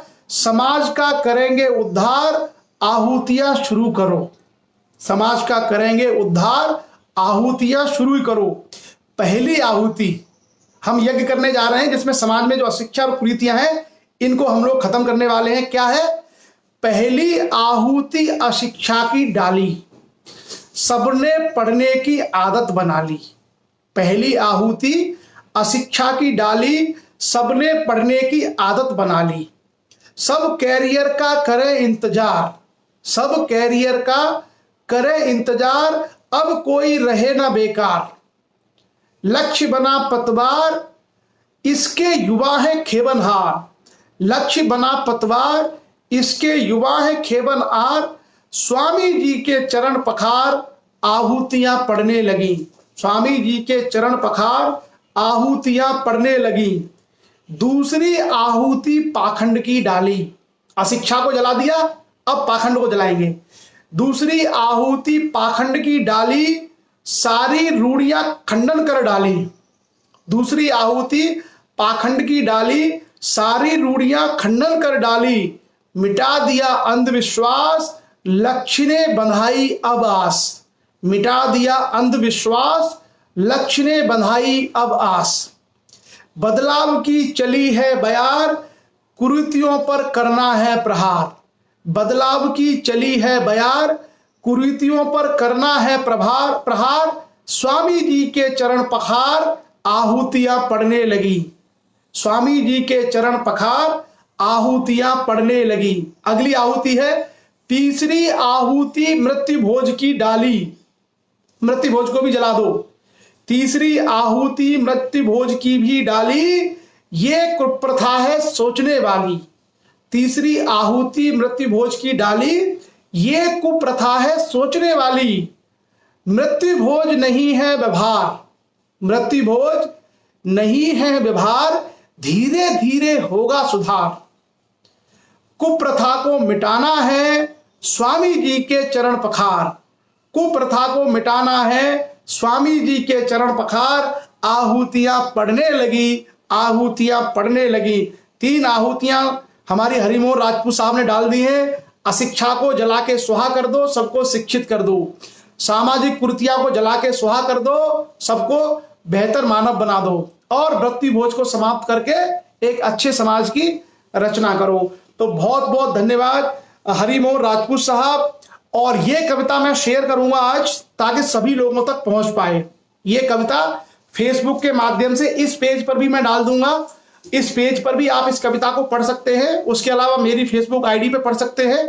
बहुत अच्छी कविता है। और जैसा मैंने कहा कि हरिमोहन राजपूत जी बहुत प्रयोगधर्मी व्यक्ति हैं, अलग अलग विषयों पर व्यवहारिक रूप से लिखते रहते हैं। ऐसे ही आप सभी लोगों की जो अच्छे लेखक हैं, उनकी कलम चलती रहे। आप लोग समाज को ज्ञानवान बना के रखें, समाज को प्रेरित करते रहें, कविताओं के माध्यम से, विचारों के माध्यम से, कार्यों के माध्यम से, जो भी संभव हो। और ये कारवां हमारा यूं ही चलता रहेगा। आज का सेशन थोड़ा सा लंबा हो गया, 9:15 बज गए। 7:30 बजे हमने शुरू किया था, तो लगभग 1.25 घंटे का सेशन आप लोगों ने बहुत महत्वपूर्ण समय दिया। हालांकि आज रविवार है, वैसे तो कोई छुट्टी हमारी तो होती नहीं है, आप लोगों की तो छुट्टियां ही है बहुत सारे लोगों की। खाली रेलवे, पुलिस, डॉक्टर्स और जो आवश्यक सेवाओं में हैं, बाकी लोगों की तो छुट्टियां ही हैं एक तरीके से। तो चलिए आज सुबह की रविवार की सुबह बहुत अच्छा सेशन हमारा रहा। आप सब लोग जुड़े, महत्वपूर्ण समय दिया, उसके लिए आपको बहुत बहुत धन्यवाद। सभी लोगों का पुनः बहुत बहुत आभार। और चलिए आज का सेशन हम लोग समाप्त करते हैं। आप सभी का दिन शुभ हो। ब्रेकफास्ट कीजिए, मैं भी ब्रेकफास्ट करने ही जा रहा हूं। आप सभी का दिन शुभ हो। जय हिंद।